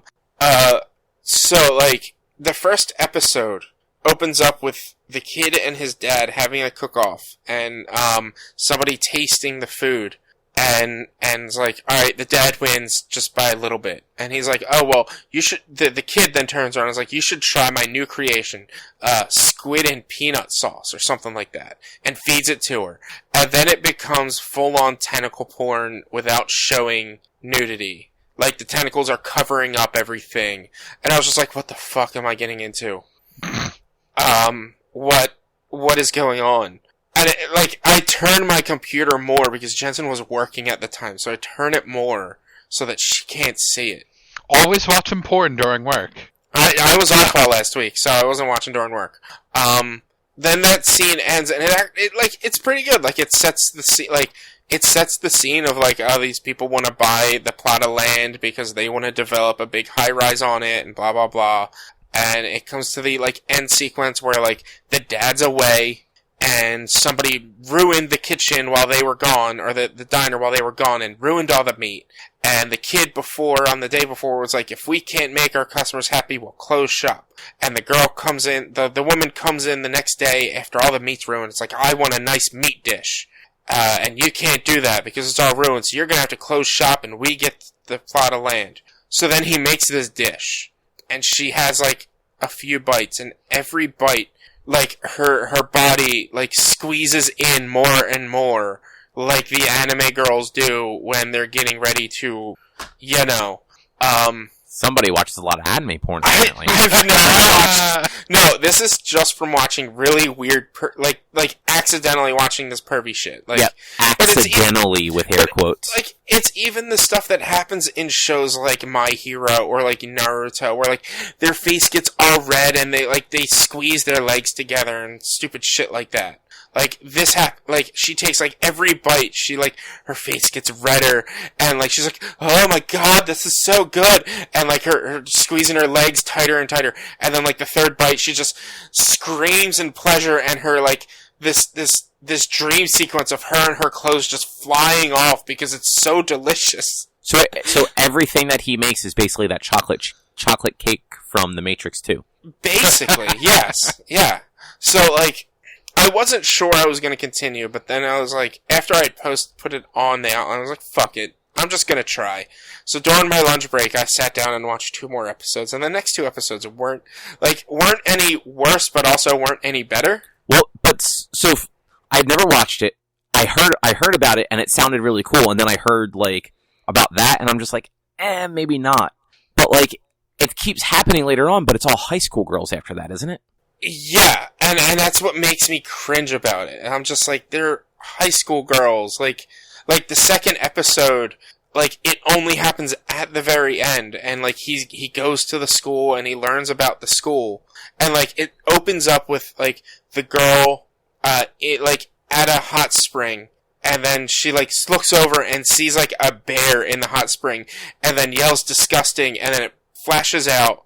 And she's like, this started good. It was like I was in a nice hot spring with a bear in it, and it was disgusting. And I was just like, this is so ridiculous and weird. And then, like they do the whole, like, if you don't pass this test, you're never getting into this school, and you're banned for life type of thing, because that's what animes do. And the one person who stays is the main character kid. And she's like, you have to make me a really good egg dish. And so then it goes to the sequence of him making this egg dish and her trying to figure out what it is. And it's ridiculous. And like, that part is good and I like it. And then, like, it gets to the part where she eats it and, like, she takes, like, 3 bites and each bite is just more and more cringe and awkward and fan servicey. And then, that is third what bite, I've heard that show Yeah. is for 5 seasons or something like that. I guess. I I don't think know. there's a season airing right now, even. I don't know. I thought there was only like one season on Netflix. I didn't really look. It was on my queue, and so I just watched a couple of episodes. So I believe if you want to watch more of it, it's on Hulu and Funimation. Yeah. 'Cause I had it on my Funimation list for the longest time, and then like I heard more about it. I'm just like, maybe not. Yeah, it is. I know you definitely like you would like it if it weren't for the perviness. So, like for me, I'm just like, do I push through the perviness and just continue to watch it because it does have like some cool things and funny things and like it is a silly concept, but at the same time, like, oh my goodness, well, what am I getting into? Like, should I continue or stop? I don't know. Yeah.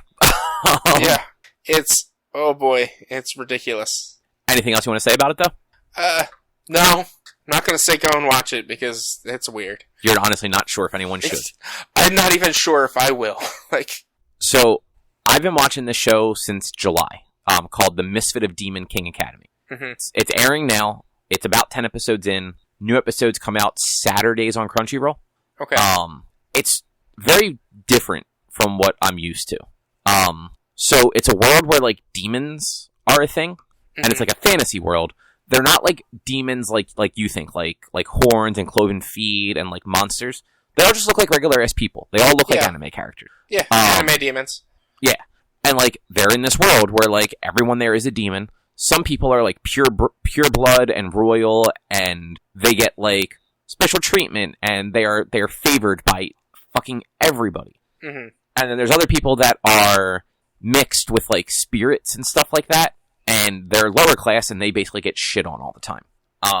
But all of these people can go to this thing called Demon King Academy, where they are basically like learning and training to become like a demon, the next demon king, it seems. Mm-hmm. So the main character is the original Demon King. 2,000 years prior, and they tell you this right off the bat, and he does not hide it. He knows that he was the original Demon King, and he fucking tells everybody, and nobody fucking believes him because he's like a 15 fucking year old kid. Yeah.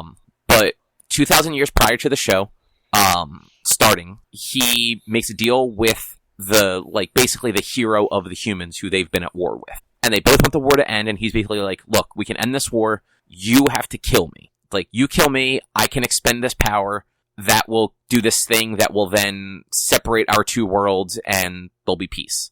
And he's like, I'll be able to resurrect in, 2,000 years. It's gonna take me a while to, regain my strength to reincarnate.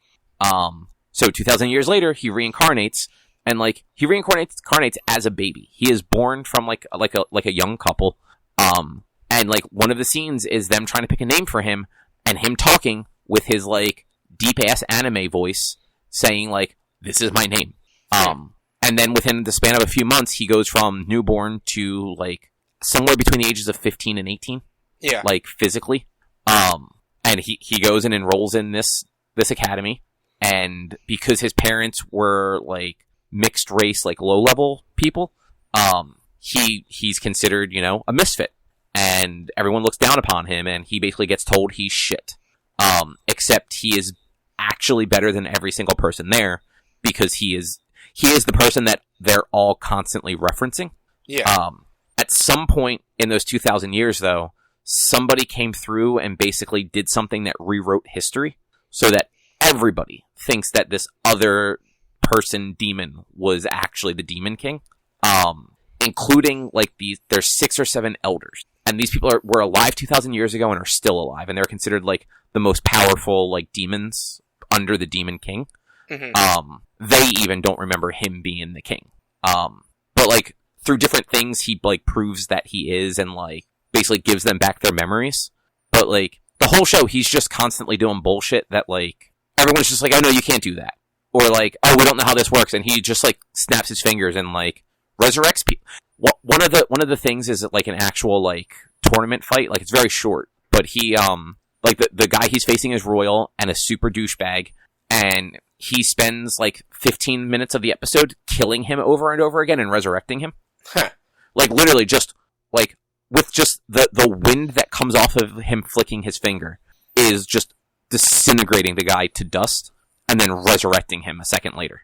Okay. And like just until this guy basically like gives up. Yeah. Like it's one of those shows where there haven't been cool like fight scenes, but like the main character is just he's more powerful than everybody. You know he is more powerful than everybody. So there's never like a point where like, oh yeah, he might not win this one, or like this is going to give him a challenge. It's always just like, how is he going to embarrass the shit out of somebody now? There was in one of the very early episodes that there was a character that basically was shitting all over him constantly, and then there's a group of people that do believe him and are like following him, that were actually escorting his mom home with like a thing. And this character shows up, attacks all of these people that are protecting his mom, and then starts threatening the mom. And like he shows up, and rather than like killing that person, he just makes them a half-breed. Like just takes away their entire status, makes them the thing that they hate the most, and then just leaves them there like that. Yeah.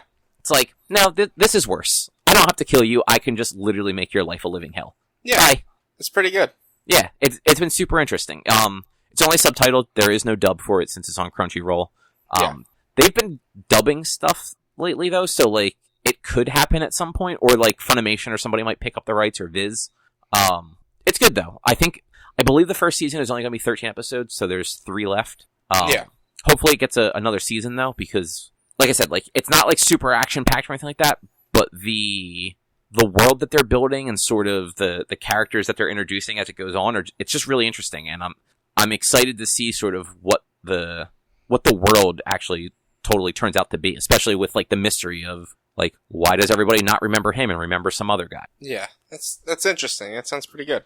Yeah, it is. And then the last thing we have on here, you read the second volume of the Vox Machina Critical Role comic thing? Yeah, Critical Role Vox Machina Origins Volume 2. That's what I said. But you put the Legend of Vox Machina Volume 2, which the Legend of Vox Machina is the animated series. When you wrote that down earlier today, I had corrected this. But yeah, I got it last week. It came out last week, so I think I got it I got it on Wednesday. Didn't get around to reading it until today when there was a lot of downtime at work, and it's really good. It tells more of the origins of Vox Machina. They have talked about in the show. There was a time where like Grog went missing, and that's when they added Pike, and so did Tiberius, and that's when they also added when Taliesin Jaffe stopped playing as his paladin who he had back in the day and became Percy, who he played as throughout the first season or the first campaign. And this issue like introduces that instance. You actually had ended up buying me an issue of the comic. I remember that. That was in this volume because like I needed to know what happened, and obviously they did it in a good way because no one knows what happened. So like the whole story is that they need to go get the heart of a fey creature, or the heart of a forest nymph, and Grog ends up going with this forest nymph into a portal. And it's always been like, what happened? Him and Mercer have never told anybody what happened between the two of them while he was away with this forest nymph. So everyone's like, oh my god, this is going to be in this book. They're going to say what happened. And it's just panel 1, he walks into the portal. A couple panels go by where it's like Vax and Vex saying like, well, what are we going to do now? Should we just wait? And then the portal opens and he comes out. And they don't explain anything of what actually happened, which, like, I love that they did that, but it's kind of like, damn it, we all want to know. But the whole book was good. I really like the art style. It fleshes out the stories of before the stream. So, like, I like seeing it and I like reading it because that was always stuff that I was very interested to know, like, how the pre-stream campaign had gone. And obviously, like, it's not like, oh, they rolled a 1 or a 20 during these instances, but, like, at one point they try to stealth, and, Pike, who is their gnome, cleric, who was wearing heavy armor, she always failed her stealth checks, so they all hide, but Pike is just sitting in the middle of the floor, when this character is like, well, who are you? Why are you here? So, like, they reference how, like, she couldn't stealth, and she was bad at it and stuff. So is this actually, like, because I believe Matt Mercer is co-writing this. I think somebody else is also writing it, but I think he's co-writing it. It's got, like, 5 different writers on this volume. Mercer, Jody Hauser, Olivia Sampson, Masiak. I don't know if it's Olivia Sampson Masiak or what, or just the name Masiak. Are you just reading the cover? Yeah, and So Ariana Mayer. That's not all writers. Well, it's everyone that was involved in it. Yeah, that's going to be your writers, your pencilers, probably your colorists. But I think there were Jody Hauser, if I remember correctly, is actually a writer. So she's probably the co-writer, and then the other names are the the artists. So is this actually is this legitimately what happened in like those first 50 sessions or however many it were before the actual stream started? Or is Matt going back and sort of well, I vaguely remember this stuff happening, so let's we'll write it in this direction. I think it's it's actually what happened, but obviously kind of a truncated version made for consumption, reading and not. Yeah. But it is actually what happened. Like this Grog stuff, it actually happened where he ended up just leaving the group for a while, and they find him and he's got a scar across his chest, and they have talked about situations that happened in this book on the stream, in game. So this stuff legitimately happened in their pre-stream games. Okay, so cool. This is not what was broadcast ever before. This is new content to Critical Role fans. Yeah. Okay, because the Adventure Zone has graphic novels, which are just slight reinterpretations of the first season of the Adventure Zone. So it's nothing people reading them don't know. Yeah. This is people know this stuff because it was referenced in the stream, but it was pre-stream, so we never actually got to experience it. Right. And right. I've watched enough of this show, and I watched all of the first campaign, that when I'm reading it in the voices of the characters. Their voices are so embedded in my head, I can experience it as those characters talking and everything. That is just it's a really good way of doing it. Yeah. And I'm interested to see if they continue this beyond beyond when the stream started, but at the same time the animated series after the initial arc is going into streamed content. It's going into the Whitestone arc. So I don't know how they're going to do this and what kind of balancing act they're going to have. Or if they're going to be allowed to even have the comic be something that continues on beyond when the stream started, as well as the animated series being something that had the stream content as well. I'm not sure, but they're a long ways away, I believe, from the actual series. It's probably at least, I would say minimum they'd have to go through about 5 volumes. Because a lot of stuff does happen that, at one point, Keyleth, who is Marisha Ray's character, ends up accidentally killing a child. And so they're gonna get into that part, because that was pre-stream. They ended up saving the King of Tal'Dorei multiple times before the stream even started. So, they're gonna do that. They're gonna show that. They're gonna introduce characters that we got to know, but we never got to see the initial introduction from the pre-stream stuff. Okay. Yeah. I just, you have my volume 1, so I don't know if you've looked at it or read it. One thing I really like about the volumes, at least, is at the end of it, after the book, after the actual comic and story stuff, they have, the art design of each character and, who they are, where they came from, and then, some of the creatures they fought, they give, information about them, as well as, the actual cover art. Images of the cover art from each of the comics at the very end of it. Yeah, that's the thing. A lot of trades do that if it's a trade of something that was released individually, they'll do a little bit of a cover thing, or they'll some books will actually break up the chapters with the covers from the issues. Yeah, this one they don't really break up the issues. It's streamlined straight through. I think there were a few times where I'm like, all right, that would have been the end of an issue. But Yeah, you can usually tell. Yeah, it's good though. Like if you're interested in Critical Role and you might have watched season 1 or campaign 1, or you just want to know more about this world and these characters that were built. These comics are really good. Like, they're really well written, and it's like a really fleshed out storyline. Even if like you want to read this stuff to know these characters before the animated series comes out, like this is a good companion for. Well, that's cool. Yeah. And I think that might be a show, unless either of you guys have anything else you want to talk about. I think that's it. No, that's it for me. Cool. Well, in that case, if you would like to find more of our content, you can head over to www.one-quest.com. You can help us out by supporting us over at patreon.com/onequest. If you can't support us there with dollars, you can support us by going to your favorite podcast platform, like Apple Podcasts, Google Podcasts, Stitcher, Spotify, iHeartRadio, all those fun places. Subscribe to us, review us, rate us, all those things help.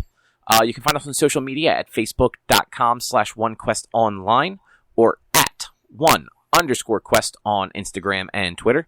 Our YouTube channel is youtube.com/onequestvideo. And you can send us emails to social@one-quest.com. And that'll do it for this week's episode. We'll be back next week with something else to talk about. Thanks for listening. Bye. Bye. Bye.